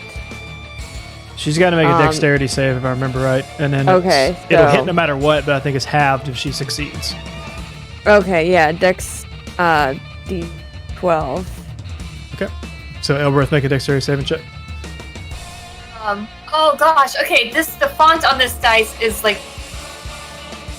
I thought I got a 1, but then I'm looking at the thing on the little card on the side, and it's a 7. But the font on the dice looks like a 1, and I'm like. Nice. Anyway, but it's still low. I got 11. So you fail, which means you take the full amount of damage. Right. Which is what am I, level 5? So. Does Bardic Inspiration work on saves? I don't. I think Isn't actually, it? I think it does. So if you wanted to use that, you could, or if you want to save it for your turn to hit, it's whatever. You use it whenever you want. I use it now. Which level of Bardic Inspiration are we talking about? Like the big? Is it the D6, the lowest one, or? Yes. 6. But you had a 7, right? And 11 total. So wait, what was the DC? 12. 12. Okay. No, okay, that's right, because I was close. Okay, so yeah. So 17 now. So it's still. So it's just half. So it's halved, right? Okay. All right. 4. So 2. Wait, no. Your thing was only. Okay. Yeah, it's only a 1d6, but I mean, if you wanted to use I it. didn't hear what I didn't know what her damage output was gonna be. Well, someone else hit me with the area of effect spell for like way more than that. Yeah, it's just 1d6. Yeah. Oh my It's gosh. not way. Yeah, I was like, I'm well not going played. to tell you what I roll until after you decide. That was smart. Yeah. Well played. Like, So you know, after thinking you're that, gonna be then like, I turn back on her and move across this way. Whoops. That- What did I do? It Right. costs double to move that. Oh, okay. I wasn't sure if these little things were your squares. The I thought the gray squares are the rocks. Yeah, Oh, it's okay. like difficult terrain, so yeah.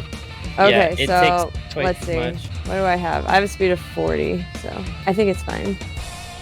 Yeah, you just have to count double when you move over them. Oh, like- okay, so 5, Or just- 10. Or just 15, think you can 20. only move 20 feet, whatever is easier. right. Okay. So Well, let's after see. she gets aft, she can move normal. And I take a swing at her with my axe again. That's the hit. I am also using my box made by Sir 2-Bit. You got a Mine nice does not little have a wall. thing on the bottom, though it does have a little clip thing here so I can hang it on the wall so you can Yeah. see that there's on Special the feature. bottom. Anyways, alright, I will roll my die now. Alright, I rolled a 14 plus 6, so that's 20. Is it 20 hit? yes. I would hope so. Alright, so I pretty high have a 1d12 plus 3. Alright, where's the 12? Alright, this is the 12. And that 9. weapon you have has a +1 to it too. So 10. Oh, okay. So 9, 10, so 13. So 13 damage total. Bam! And I'm just screaming. Beep, beep, beep, beep, beep. Stop! That's stuck in my hair.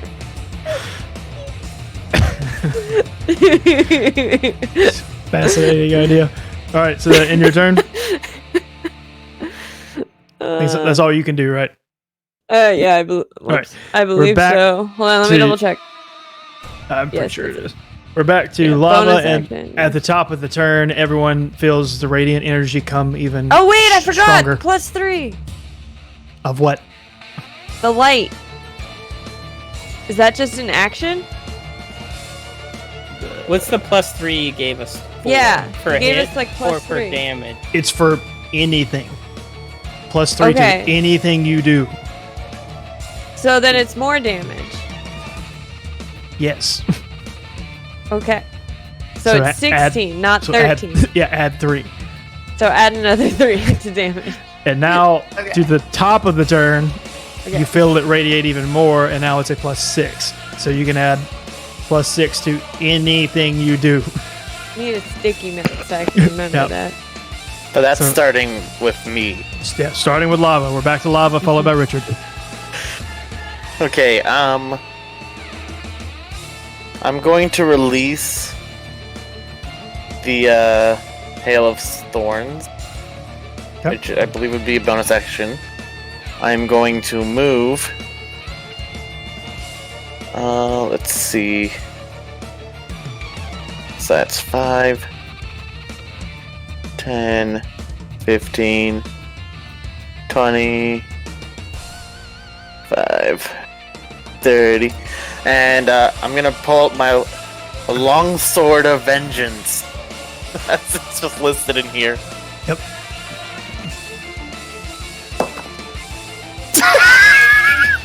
So does a nat 20 hit with I would +6. no +9 because I have a +3 to my attack with Alright. that You got a before plus- +6. 29. Yeah, If it's a nat 20, it's a crit. And it- I know. right. So it's gonna hit I no matter was, what. I was just jokingly asking that. Yeah. All right. Get some damage. You know, it's funny. I actually have immunity to crits when there's a +9. How It's that- incredibly that- convenient. This is why you put numbers in the luck stat. You get these crazy immunities. It must be nice being an elite. It's the funniest things. I'm just immune to damage on Tuesdays. It's just the weirdest thing. Specifically from 9 to 11 Eastern Time. At 11:01, I have disadvantage on every roll. Level 1, I'm For a screwed. minute. You take 18 damage. Did you add +6 to that? +6 to the damage as well? It's Yes, +6 to you said that every everything. roll. Anything you're doing. I This did is a not. blessing of the 13. divine light of kings. Yes. Of gods, really. 24 damage. Not there yet. It's just kings for now. Yeah. That's 24 damage.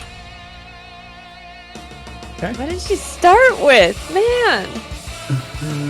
She started with Matt 3,000. just really wants her dead. No, wait. She started with over Or he really 9,000. wants us dead.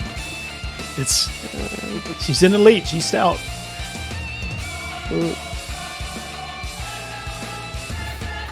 Okay. I thought that'd do better. How you hanging in there, Albert? Oh, still fine. All right. You gave her all those bonus hit points. Yep. Richard, it's your turn, followed by Bex. Took like 2 Right, hits to so- get me out of my temp HP. Yeah, I can do that without hitting y'all. I think this space here. Would you say it's at least 5 feet wide in between these two? In between the two?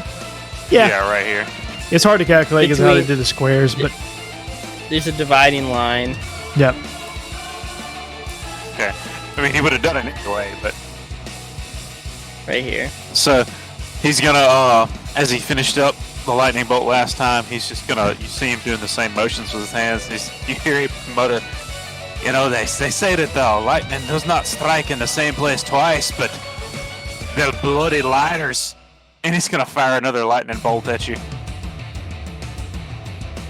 The best thing he's got. Alright.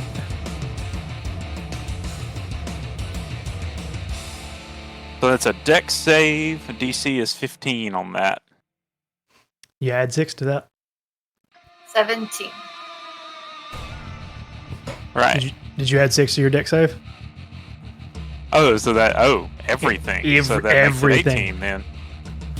Well, He that adds it to his DC.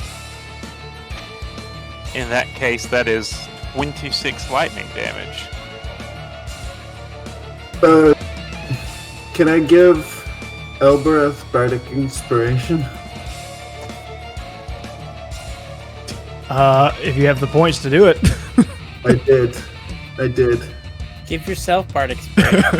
Whoa. Yeah. He wants over at the 6. Yeah, if that's what you want to give Hold it to. on. What's the DC though now? It Zion. was 18 now. After that buff.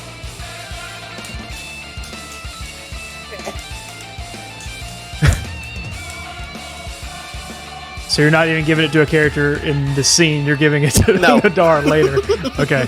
Yes. Nice. Wait, what happened? Oh, I am very weird. I'll be figuring that Alright, out now. So did you fail to save? so with Liam's inspiration, I got a 20 now. Okay, so that takes it down to Gosh. 13 lightning damage. And I totally forgot because I messed up when I was giving you guys radiant damage and you're all resistant. But was any of the damage that I've been dealt radiant? Nope.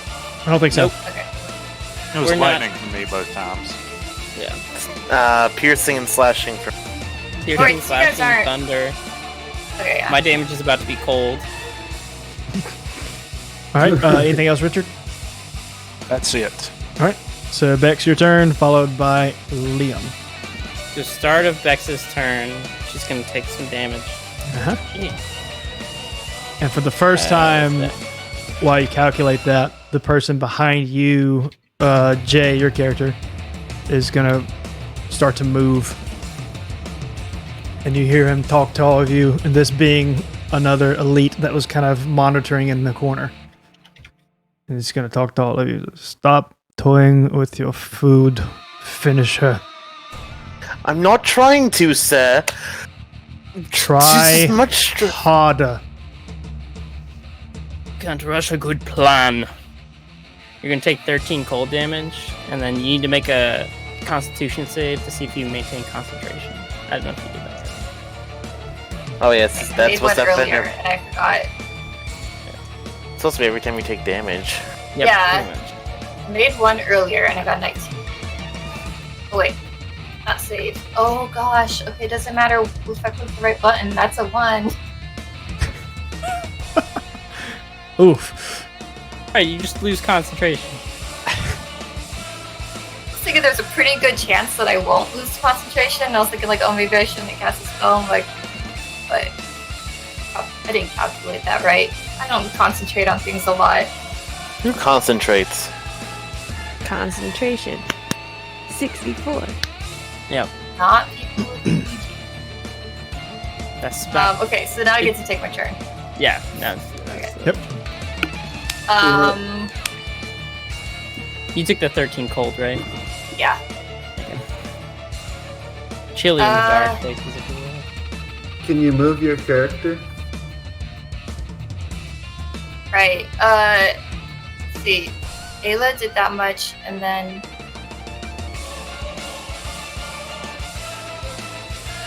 go.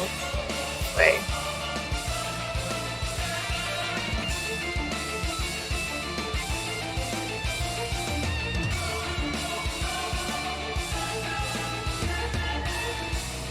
Alright. Am I still adjacent? This goes pretty nice. this time I'm gonna remember Great Weapon Master. So, wait, do I want to?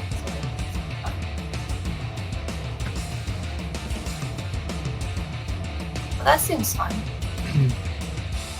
Okay. Okay, actually, oh no, that one's that big. Ugh.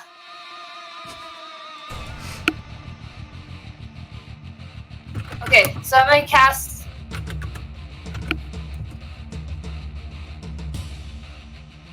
Wrathful Smite on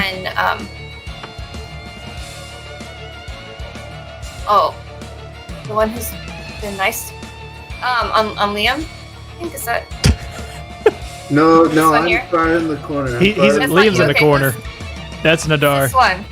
Yeah, Okay. that's Lava's. There's a Nadar got in here. Nadar's not here. The Wrathful Smite on that one, so that one is going to be. Okay, so the next time I hit. Okay, so. The Great Weapon Master. Gonna do that. So 21 minus 5 is. Whatever that is, 16. To hit.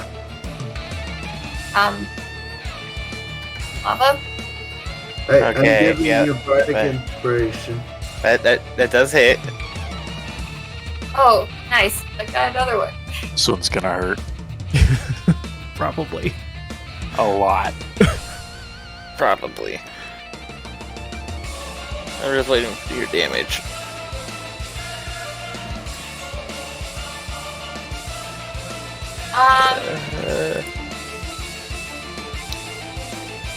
So if I'm using, can I add since the bardic inspiration can be added? No, I'm gonna save that for saving throws. Okay. But yeah. So that go back to this other screen. Okay.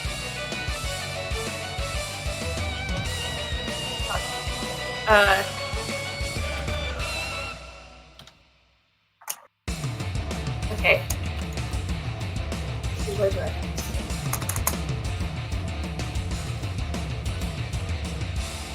Sorry. Lane of Paladin is hard. Okay, so that one, and then for third level, more, and Somebody's about to get hit that's like, really hard. No, I can't do that. Hold on, I can't do that. I added too many things. Hold on. So the first one, okay, so that's. Okay, what were those other ones? Can I add +6 to my health? No. We're not trying to make it last an eternity. That sounds like I'm already. Man, Oh, I was sorry, playing the I'll long do it game. separately. So that's 20 slashing, 8 radiant, and where'd the other one go? That's and 3 psychic. Did you have the radiant already? No, that's the total of the radiant. So Okay. Okay.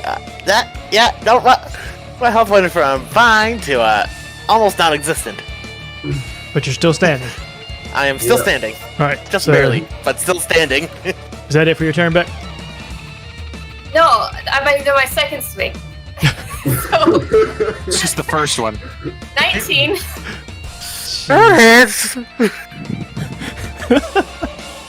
Golly. So that is 22 slashing. No, I'm unconscious. Okay, cool. You also, there's like you're supposed to do like a save and stuff too, but like I guess if you're unconscious, you failed You know, that save. I went from 34 to 7 from the first attack alone. Okay, well, in your unconsciousness, you're also frightened of me, okay? Well, I can't do So- anything about it, so. And like I'm that- just saying, just know this in your mind, in your unconscious mind. Golly. And like that, Centaur is the the first one character to die after all. character So known you as just smack the crap out of him. yeah, And character known Daedrin's as gonna kind of like back up, like, "Whoa, lassie, it was nothing personal." And now he's on the ground. This is All right. actually very personal. Stop mucking about. Finish her. I think this attack on my character and trying to kill me is actually the definition of personal. All right. She Anything says- else on your turn? That's it. Okay. Liam followed by Jay, followed by SJ. We'll go in lightning round because we're in the 5-minute warning here. So let's. Oh yes, I just noticed. Okay, I'm going to move forward 10, and I'm going to throw 2 hand axes at Elbreth. Yep. Okay, 1/7 plus. Okay, 1/7 plus 6 plus 6. So that's a total of 19. Okay. And 8 plus 6 plus 6. So 20. Are those the attack rules? Yeah, Okay, those both hit. both hit. Okay, damage is 1d6 plus 3 plus 6. 3. Okay, so I do a total of 9 plus 18.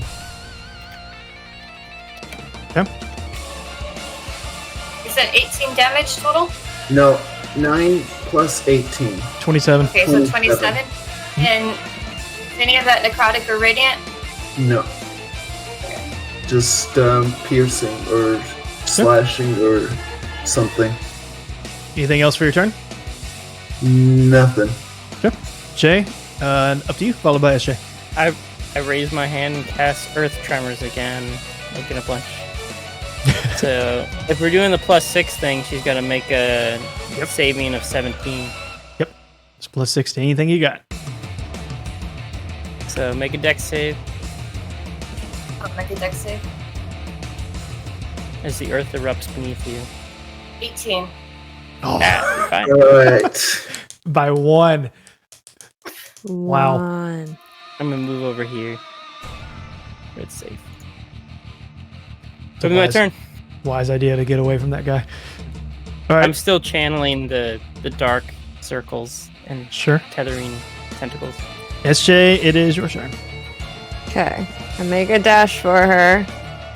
So as I get into her presence, the aura should take effect again. So wait, does that mean she has to take a dex save of 18, or is it still just 12? It's 18. yours is 12, so it's a plus 6 on that, which makes it 18. Okay, so Elbreth, you need to make a dex save for the aura. Okay. That is. Just remembered I have auras too, so I'm reviewing what that is. So that is a 16. Alright, so you didn't get to 18. Okay. So then the damage from that is 7 total. I rolled a 1. And then I do what was it? Oh, I do a reckless attack. Okay. As well. That gives you advantage on the attack. Right. On the attack as well as advantage against you. Right. So that means I roll twice, right? You roll twice Yeah. to take the higher. Okay. Yeah.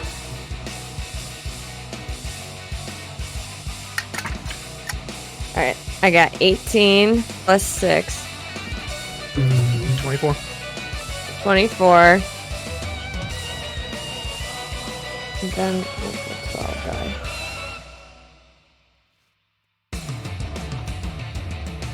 So, 12 plus 1 plus 3 plus 6. So 12 15, 16, 22. 22. So 22 damage. How you hanging in there, Elbreth? Now I'm not feeling great. Well, that gentleman that moved in the corner is now just going to kind of roll his eyes. Like, you're all wasting your time, all of our time. And he just points a finger at you, and you see a bright green energy radiate from his finger. You need to make a dexterity saving throw, and it's high. So let me know what you get. Oh, is this what I think it is? Probably. Not like this. Not like this. Well, the bardic inspiration is not going to get me anywhere if I'm starting at 7. 7? Oh, no. No. So I'm guessing the DC is higher than 13, so... Yes. Okay. It's over 9,000. This Unless is going to be a 13 is one of lot. those secret This is numbers going to be that a lot.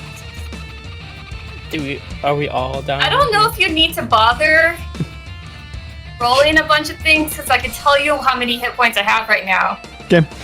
You take 96 points of force damage. Guys, Oh my I think gosh. she's dead.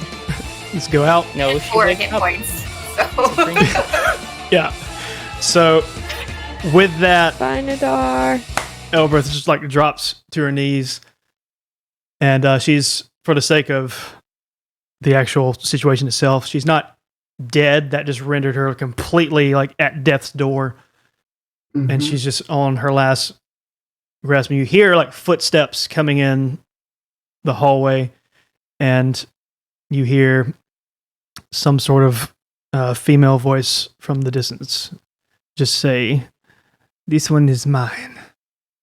And suddenly Elbreth feels a spear go right through her from behind. As you kind of like feel it, and you recognize the voice. You didn't see her because she went from behind you.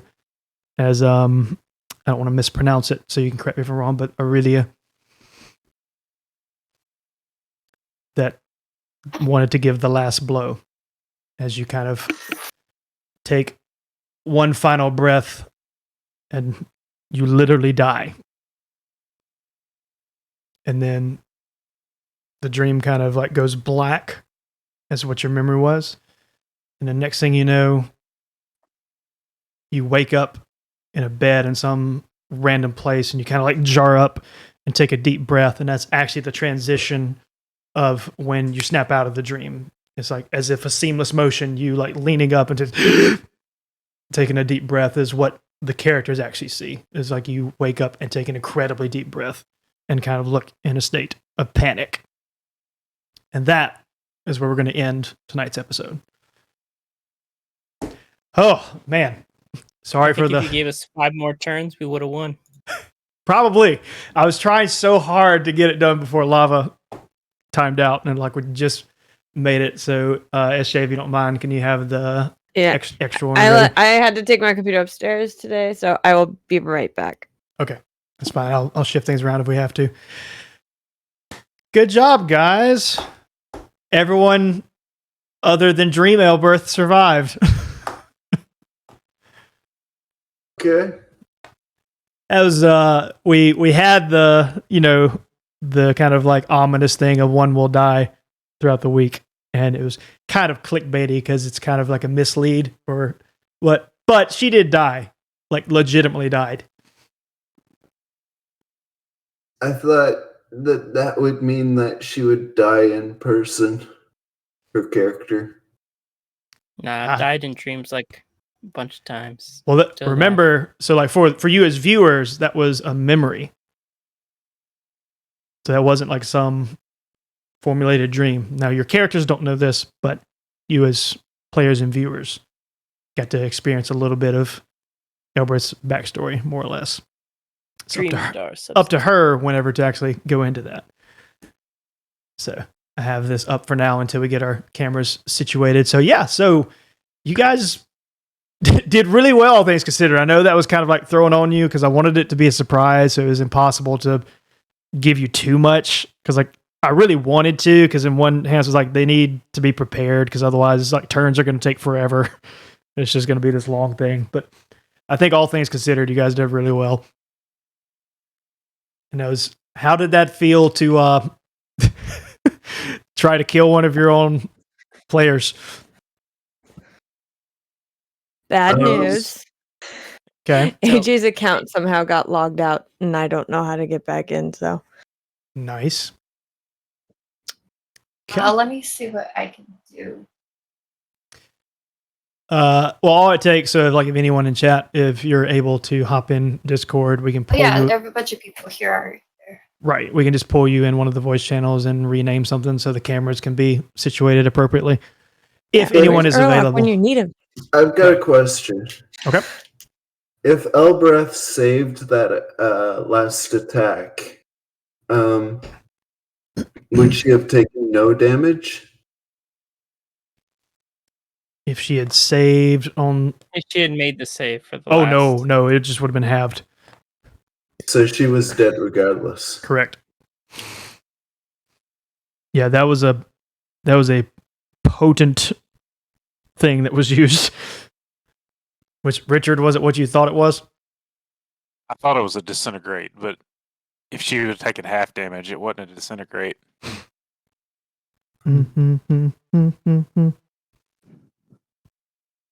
You just said green light and deck save, and I had PTSD from playing in Blake's campaigns. Yeah. Well, though, it was, I guess, like maybe a modify. It was a disintegrate that the success had one result and the fail had one result, and the fail was a lower hit, is what I had it as. So it was disintegrate, or at least the way that I read it. That's what mine says. So like, it is a lower hit if they fail. Okay. But yeah, that was kind of like the ultimate thing of like saving this in the pocket if we need to end it for time's sake. So like he would have not done anything if you guys would have killed her before the time end. I tried. Yeah, I mean, like I really wanted to give that last blow.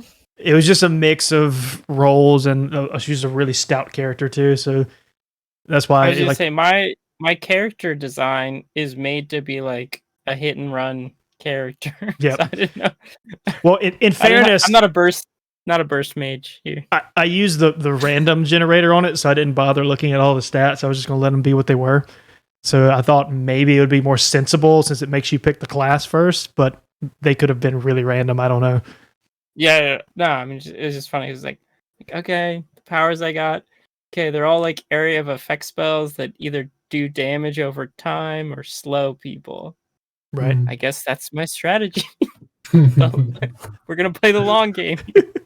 I guess to ask again, can anyone in chat hop into a voice channel so we can get cameras situated if available? So while we do that, I completely forgot to segue. So this is the portion for all you YouTube folks where the episode ends. Thank you for sticking around. This is the part where we start talking to chat specifically, so you kind of can feel free to disengage and see us next week. But we will try to make it sensible so that if you do stick around, it still makes sense. So yeah, that was it was going to be an interesting episode, and truth be told, I didn't know how long the combat would take. I figured it would be pretty lengthy. I just didn't know it was going to take up like all of it. But it's like I was hoping like we'd have like a little bit after it, but it just kind of ended up taking. Combat always takes 3 times longer than you think it will. Yeah. I thought it was a good ending point, though. Honestly. Yeah, I thought it was a good episode. The whole. Yep. Well, the voice chat is locked. Yeah, I'll drag him in. Oh, okay. Just rename him to whatever Nadar's thing is. Something with the N. Yeah, something with an N. There's always got to be. But he also has, crud, because he also has to have a camera on. Even if he doesn't. Hold on. There you go. We can actually hear him. He's on stream. Yay! Everyone, on. welcome to the stream. Yay! Well, hello, everyone. One of our most supportive chatters. Yeah, basically bought his way our in. biggest fan. You basically have earned your way to be in here like easily. See, yeah, your name only has to start with an N. It doesn't even have to be anything specific. And Dirk. Hold on, let me get this camera on. And Dirk. Yeah, boy.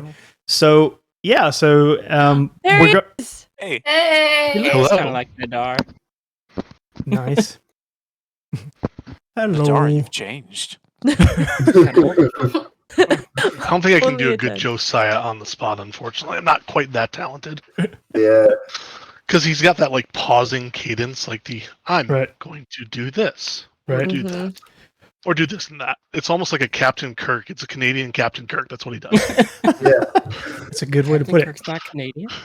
So we will get to the giveaway rather quickly, but before we do, this is the part of the stream where we kind of talk to chat and answer any questions about the episode or about anything that's been going on in the campaign so far, and just kind of have time just to sit back, relax, and talk to chat for a little bit since we don't throughout the most of the episode. So if you have any questions, now is the time to drop them in chat. And if you didn't already, make sure to go ahead and do !point giveaway and redeem all your points because they're about to be useless after this point. So if you haven't done it, now's the time.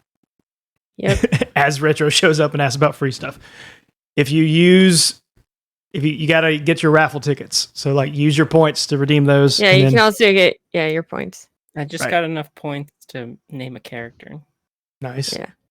Well, that's channel points. And then there's like Yeah. the raffle points, which are different things. Yeah. Yeah. All right. Do we have it on? Dirk, do you Albert, know how to don't change forget, your I gave you name five- in Discord? I can do it. Yeah. Okay. Right click it. I was going to, and but I can't change do it. its Name. So There we go. I gave Bardic Inspiration to Elbreth. Does that last for... Will that go on to the next episode? If she did not use it, yes. Elbreth, and she's dead. And it was in a dream. Right. I have to think about that one. You said She she can died. magically have it. It's a world of magic, right? Well, it's just like it's hard because he used channel points. So like either I'll redeem the channel Right. points to where he gets his points back, or I don't know. I'll have to think on that one. Yeah, Right. I would redeem them. Probably. And Richard redeem some. Also, Retro, we have a new merch store since you missed that. Richard, in his lovely wisdom, redeemed some channel points. So we will, in the future, at some point in time, have an NPC called Dirk Manjaw II. Oh, nice. I gotta make a note of this. Probably gonna be like an Earl or something. That's funny because when I get to that far, I was going to do a Merc Danjaw. So Nice. Yeah. That sounds like a mercenary though. I was just gonna make it the next girthy lady that comes to hit on Millard. please do. Like this. Please do. And make Richard do the Scottish accent for it as well. Okay. Oh, We'll yeah. find a way. Yeah. Well done on the accent, sir. My goodness. That Yeah, was fantastic. yeah. I But his must name was say. Daedrid, so like, Yeah. what was I gonna do? Yeah, you're right. You're right. He wasn't gonna talk like this. See, my plan with the accents was to be really scholarly, because like when I first looked at my character sheet, I was like, Right. oh, he's like a sorcerer. But then I was like, oh, these are supposed to be like grunts or fighters or something. I was like, I don't know what to do. Yeah, grunt just on the sense of like they're just not as high level as what. Yeah. Yeah. Yeah, but still like fighter. I was Right. avoiding Mid-tier, talking. That's a I didn't want to Going to come be up very with a whole new persona, so I was just avoiding the talking.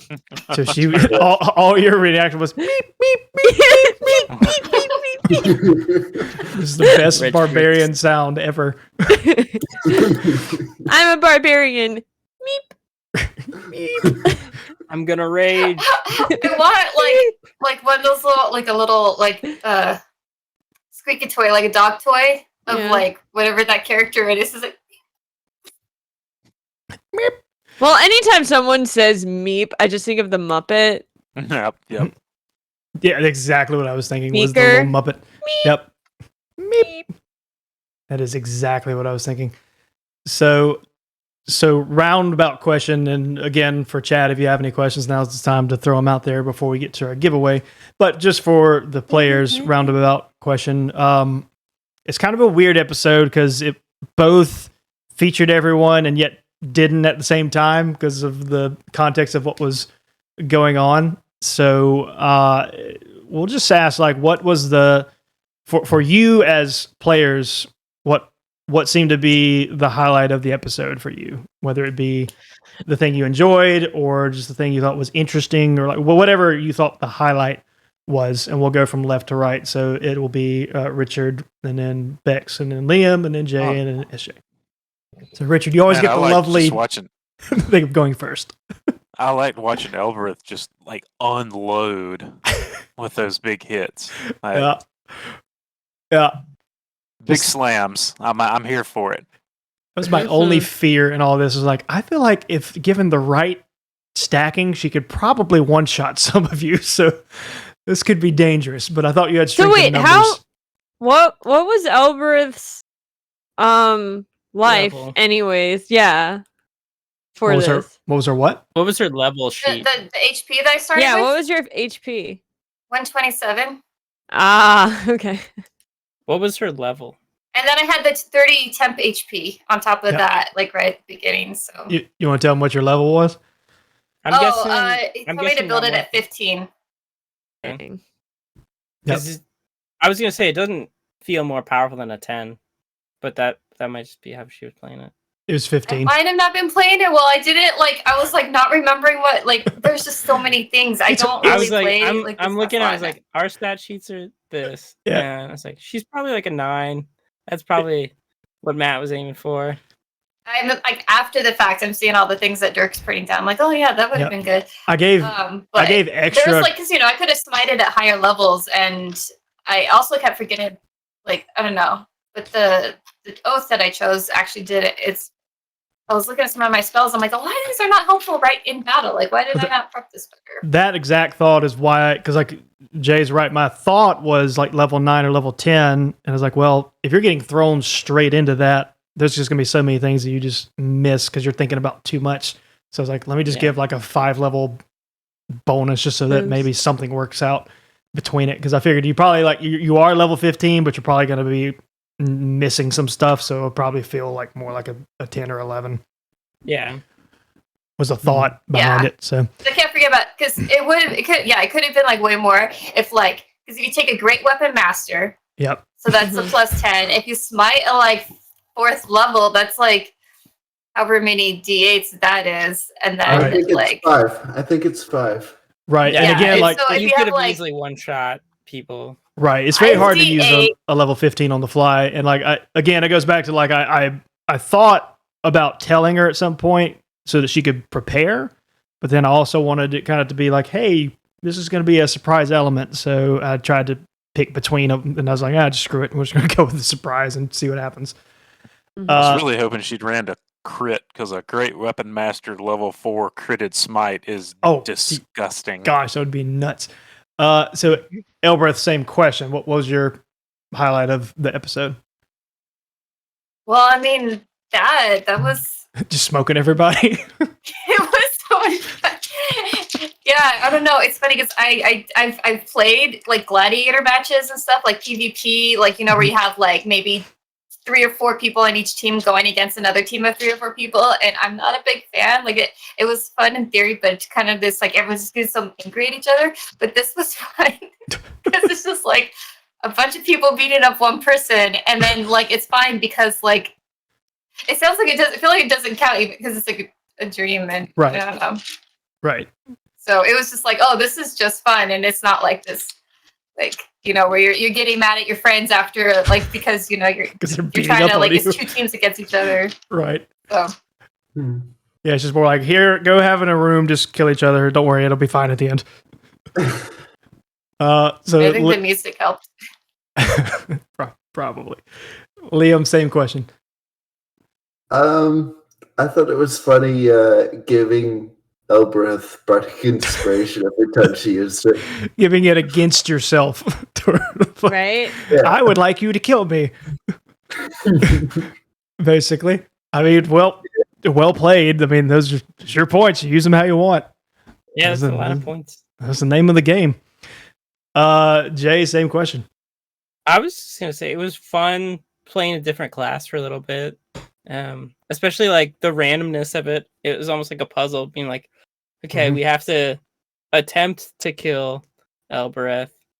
How are we gonna do this? Right. Like, because I feel like we knew going in, like, oh, it's 6v1. Yeah, she's gonna be boosted. Like, she's gonna have a ton of stuff. For sure. Yeah. How are we gonna figure this out? It's gonna be kind of fun to work with everybody. And that is what I attempted to do, is have everybody play something that was, I don't know if you can make an opposite of what your current character is, but something that was just very different from your current character. With the exception of SJ, I tried to give her like the most simplistic one I could, because I didn't want her to have to worry too much about it. Just be like, yeah, just go hit something. It'll be fine.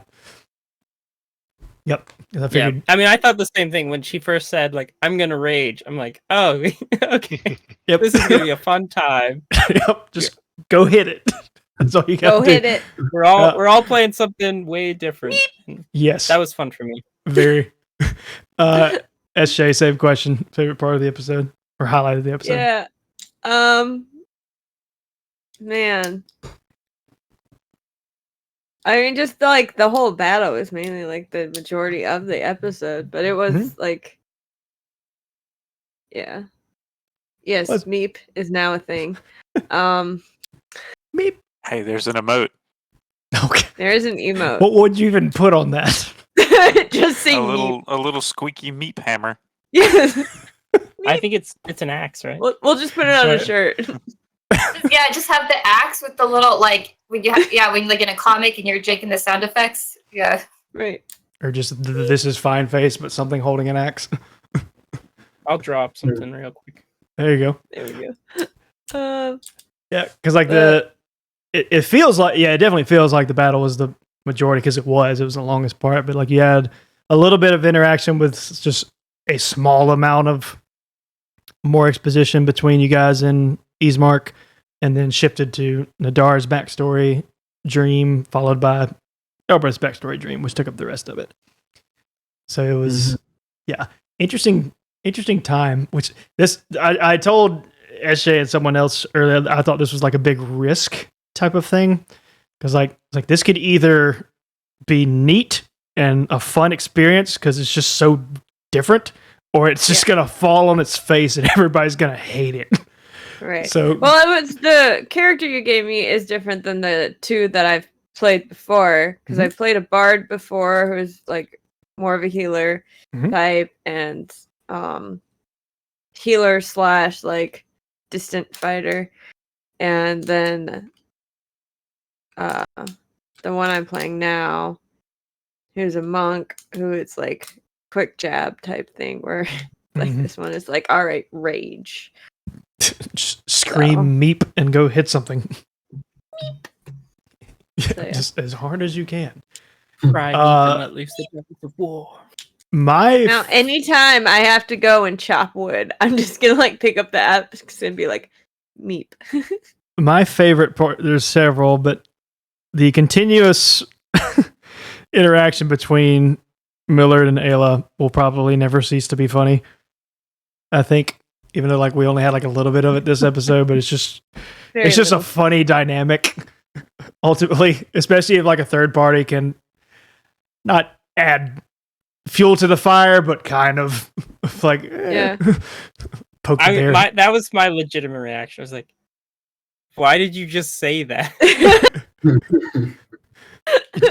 Me or what Ayla said? No, what Ayla said. Yeah. We're just going to be telling strangers these things. Right. You can't just... But then I thought about it. I was like, Millard's probably used to that. You probably, given the track record. That was great. I grew up in tiny town. I didn't even grow up inside town. I grew up hour walk to town. That was great. Outrider, I see your question in chat. Go ahead and let him fly. and Richard's Irish accent was great. Was not expecting it. Thank you. That was great. Millard giving some form of dialogue to the room of trying to like, we're gonna kill you, and we're gonna make a game of this, basically. And then Liam threw a line in there. I remember what it was. There's some like short one-liner of like "time to die" or something simple. I'm gonna die. And they're like, it doesn't have to be complex. Sometimes it's just like short little one-liners. And like, yeah, that's right. Go kill her. And yeah, it's just entertaining. It was weird for me because that's like by far the biggest episode where I just kind of just sitting there on the sideline for the most part and just letting you guys try to kill each other. That's about all I did for an hour, other than like keeping the turn and then like being a referee. Basically, that was about it. So I didn't have to keep up with HP or anything. They felt weird. Normally, I'm having to do a lot of night off for you. Normally, You're saying we should kill each other more often. Yeah, like maybe I should do this mechanic more often. I don't have to keep up with all these numbers. It's entertaining though. There should be a meme of that now. The DM, if my players kill each other, I don't have to keep track of any numbers. Modern problems require modern solutions. Modern solutions. Yeah, boy. Yeah, I thought it was it was entertaining for me. Like it's all with combat episodes, you never know because some people just don't care for the combat side of things. So hopefully, it was entertaining for you guys as much as it was for us. All right. So number one question from chat. Are these characters all previously deceased, or is this a singular occurrence for Elbreth? I'm trying to understand the previously deceased. They're asking if everyone has died before, I think is what they're saying. Oh, not to anyone's knowledge. We're still alive. Yep. And this was the first learning about this with Elbreth. And again, it's a tricky spot to put it in because only the players know this. So like the characters don't know this yet. So that kind of depends on how Bex chooses to play it whenever she wakes up. Because they did see her wake up and gasp. So they at least have a reaction. She's in a bed. So I'm assuming we've arrived at the dude's house.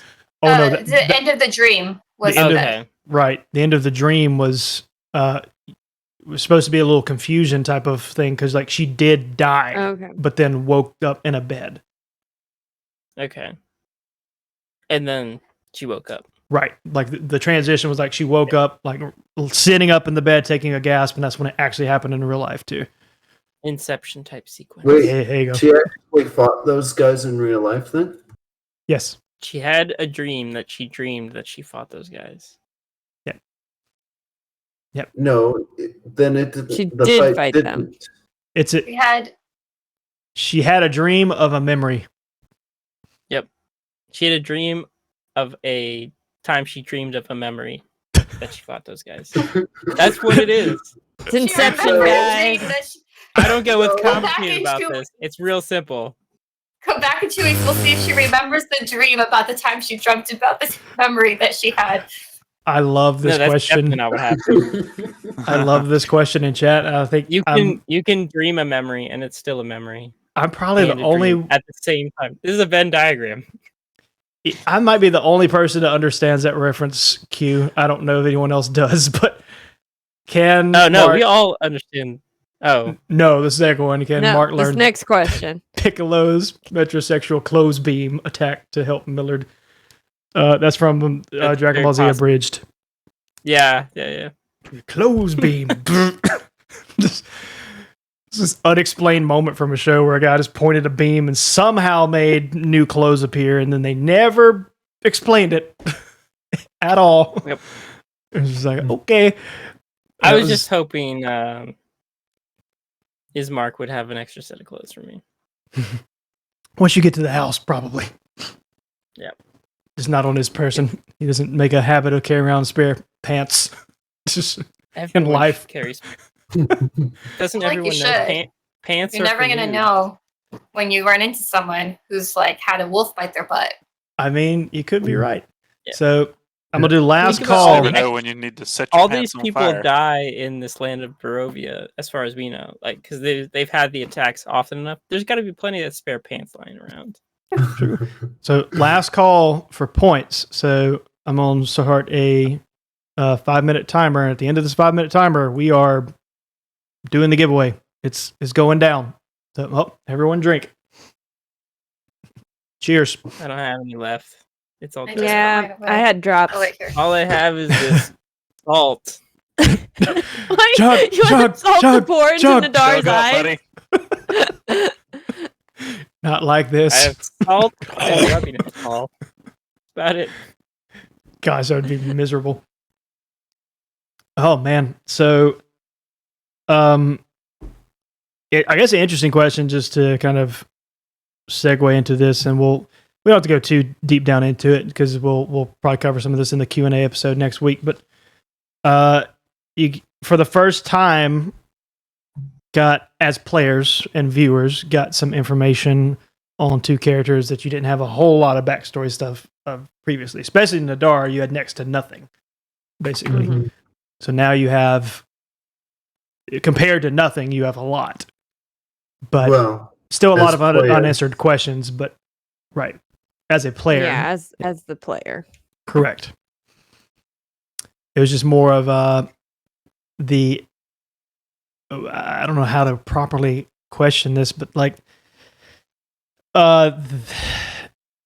how was the expectation of that? Did this like completely catch you off guard, or did this seem like within maybe like something you were expecting with his backstory?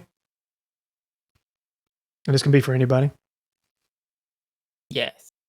It was within expected parameters. Within expected. So you thought it was I going to guess be I something. would. Yeah, I mean, for someone to drink that heavily, they must have something that dark in their past. I mean, he basically said that the whole fire in his hometown was his fault. His parents' death was his fault, and then there's this hooded creature. So it's like he must have made a deal with the devil type of thing. Honestly, I was like, that could be, as a observer, I was like, that could be Strahd, and that would be really interesting if Strahd met him ahead of time Mm, was my before fault any as well. anyone else. it would be interesting. Yeah. Okay.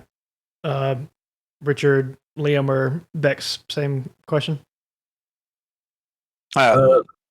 Millard basically said exactly what I was going to say. So The presumption was some form of dark background. I didn't. I mean, I thought that dark background was possible, but I didn't think much about it, really. Okay. Yeah. Semi surprised, semi not given the reality of the rest of the campaign, so it kind of fits. Now that I think about it, though, I don't think that drinking is necessarily or likely an cause or, a result of his backstory because,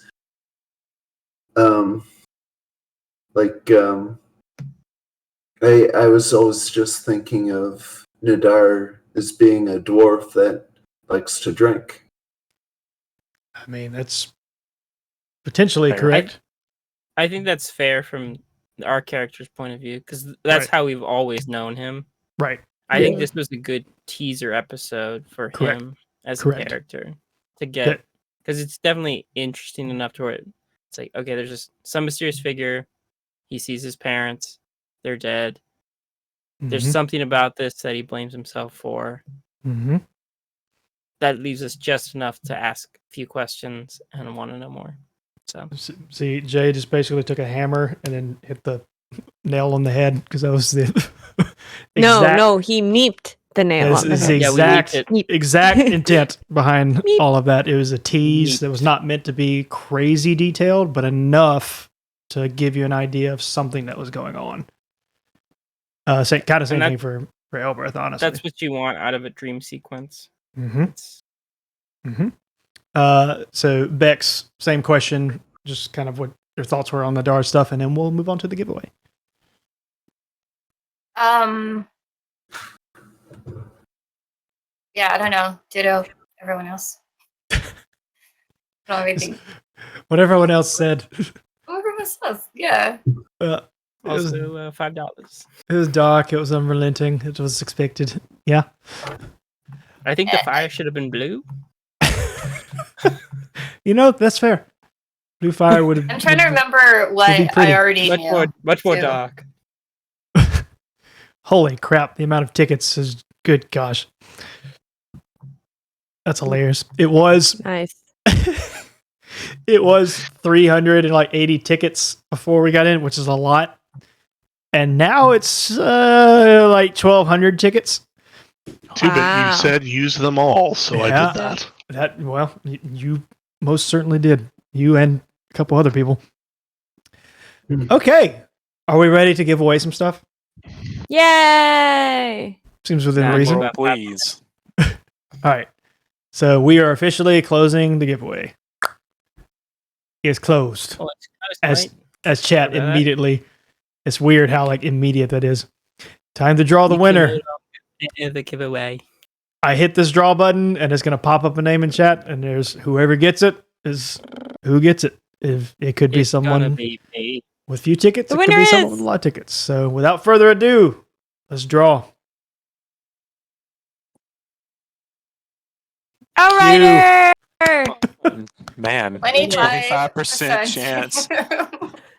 Well, he had one. Dirk had an even bigger chance of which. So it's actually interesting that the percentages just didn't go in your favor, but that's a pretty stout percent. So We all know I'm spending money at the merch store. So that's not what I'm going to worry about. Don't you forget freaking the mad 20% off person. You code EP10.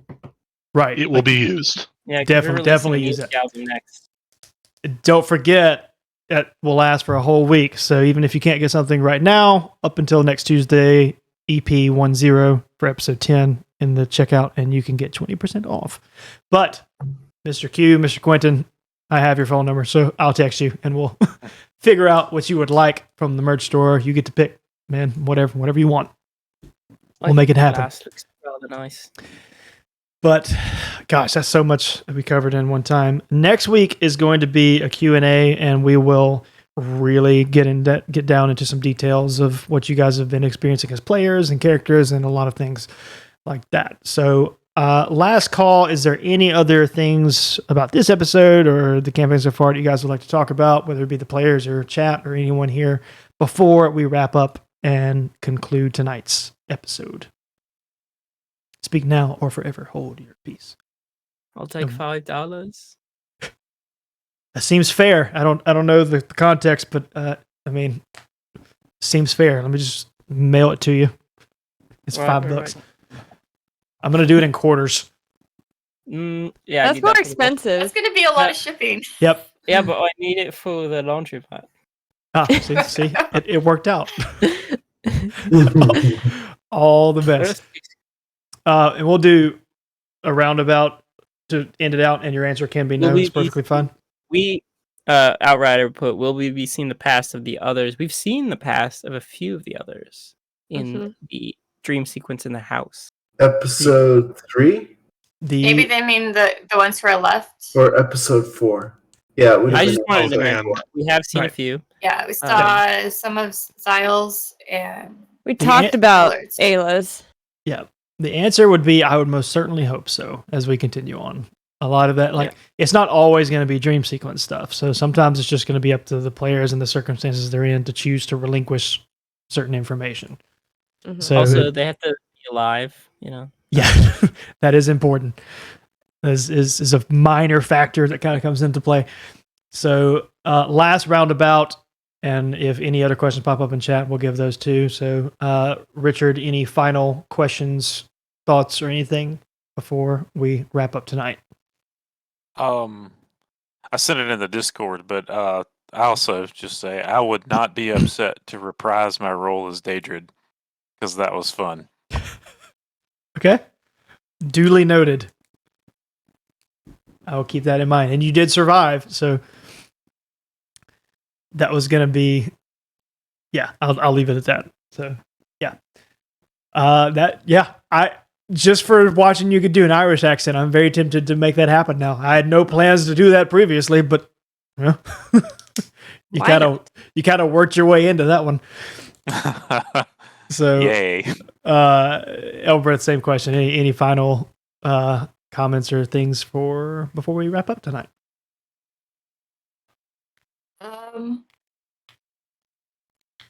Yeah, I don't know. I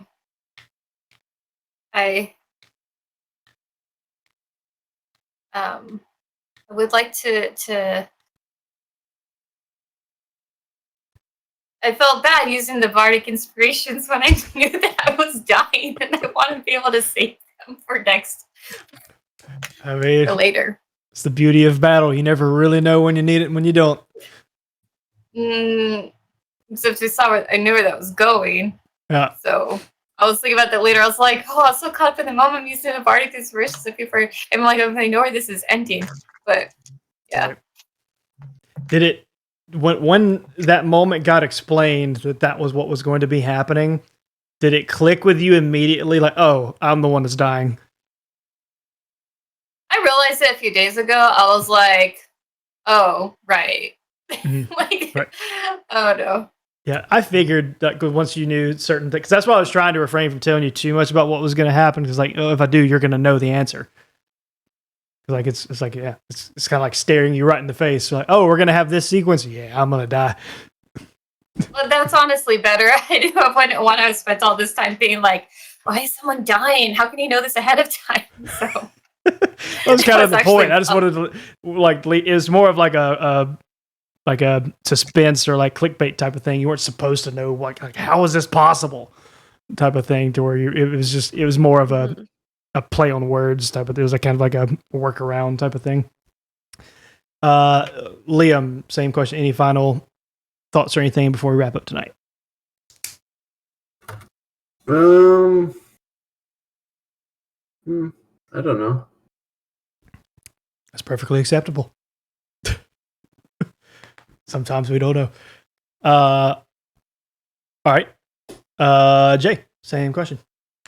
So I honestly thought that when we got to Bismarck's house, or Ismark, that he was going to ask like one of us to die. Like he's going to be like, yeah, we have to sacrifice you for some reason, but we have to just pick one of you. I'm going to be like, the house demands a toll to enter.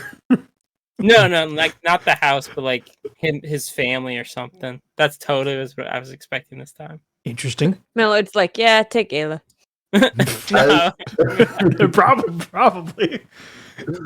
I was thinking that there'd be a fight between our characters and the characters that you gave us. It wasn't a bad theory. Yep. Oh, the other thought was we're gonna get possessed by these characters in some fashion, and that's why we need their character sheet, because they're gonna be casting these spells. See, this is why it's so much more fun to just give you things and not tell you anything, because like the amount of different ideas that are happening here are actually like really interesting to hear. Like, oh, maybe write this down for later. This is intriguing. Don't give him ideas, guys. Writing all this down. Guys, he's gonna sacrifice Free ideas. He doesn't have to write it down. It's going to be on YouTube on Friday. So. Yeah, that's true. It's permanent. It's locked into the internet and then void forever. The third option was, he's actually, like, one of us is actually going to die, and he's drawn us up some nice, neat replacement characters.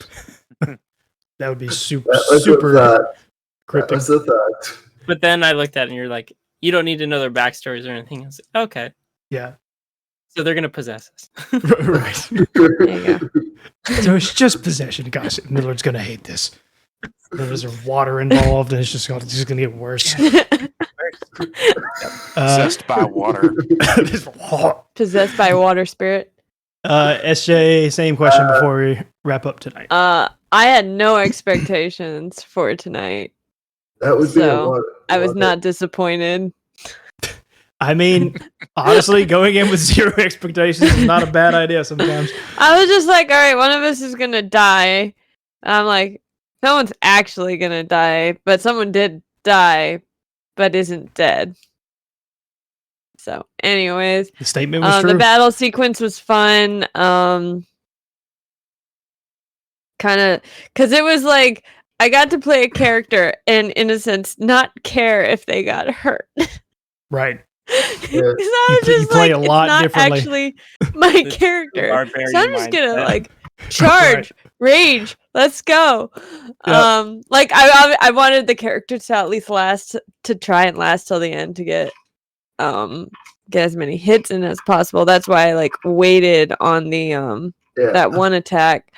Frenzy. Right. So and y'all got lucky with some of Elbra's rolls too, because like if she would have rolled really high on everything, like it would have been pretty bad pretty quick. Yeah. So it helped And that she we thought didn't the forget 7 all was a these 1. But I think attacking the druid who was as a monkey was a mistake. The ape. It should have tried to take someone out first round. I mean, she hit him pretty hard. yeah, all things she did. considered. Yeah, but it wasn't enough. Yeah, it was close though. But I figured the one thing I thought before doing it is like, and I thought about sending a message to like, Richard, hold your beer because you're about to love this background music for the entire time. Yeah, it was good music. Yeah, I was like, what would Yeah, be appropriate for a asked bunch you of in chat. celestials having a cage fight? Basically, he's like, this will probably work. Choirs, rock, sure. Why not? Sounds about That'd be right. good. Yep. And okay, so that's going to wrap up the episode. We've been going for a while now. We've talked a good bit. We've done a giveaway. We've talked about what's happening next week. So reminder, if you are just now jumping in for whatever reason, or if you're listening on YouTube, next week is a special Q&A. So it will not be the continuation of the campaign. And I'll figure it out with drawings or whatever, but at least 2 people will have off next week so that they can relax and chill and not have to worry about losing a Tuesday, even though like we all love to be here. Sometimes it's nice just to be able to go about things that you need to do at home or relax and do nothing. Even sometimes it's just nice to have a day off. So that is going to be it for tonight. As always, we appreciate every last one of you. And if you're still watching on YouTube, I hope most of this made sense. I have no idea if it would, but we tried. And for all of you just crazy individuals in chat tonight, good gosh at the subs, like my word, you guys are freaking nuts, but we appreciate it. And we, I think everybody would probably agree. We very much appreciate it and we love you guys for it. It makes it all the more fun to be able to do giveaways and end up like Elbreth having a custom mini that's of her own little character that she'll have forever now. And then Zal's got my face in an animation on his shirt. and Zal can tell you, which hopefully the new merch, if it can even come to a fraction of what those shirts are, that is the most comfortable dang shirt. Yes, it's the most comfortable dang shirt I've ever owned. So hopefully the new ones stand up to that. And for anyone who does get anything from the merch store, we sincerely would love it if you would just give us some feedback in Discord or in Twitch or wherever you can find us, including socials. It would be much appreciated. But that's going to wrap it up. I won't speak for Outrider, but it's certainly a pleasure to come and watch this all the time. And, I plan on continuing as I have money to do it. So, Thank you. Oh, everybody give the heart emote. Meep. Meep.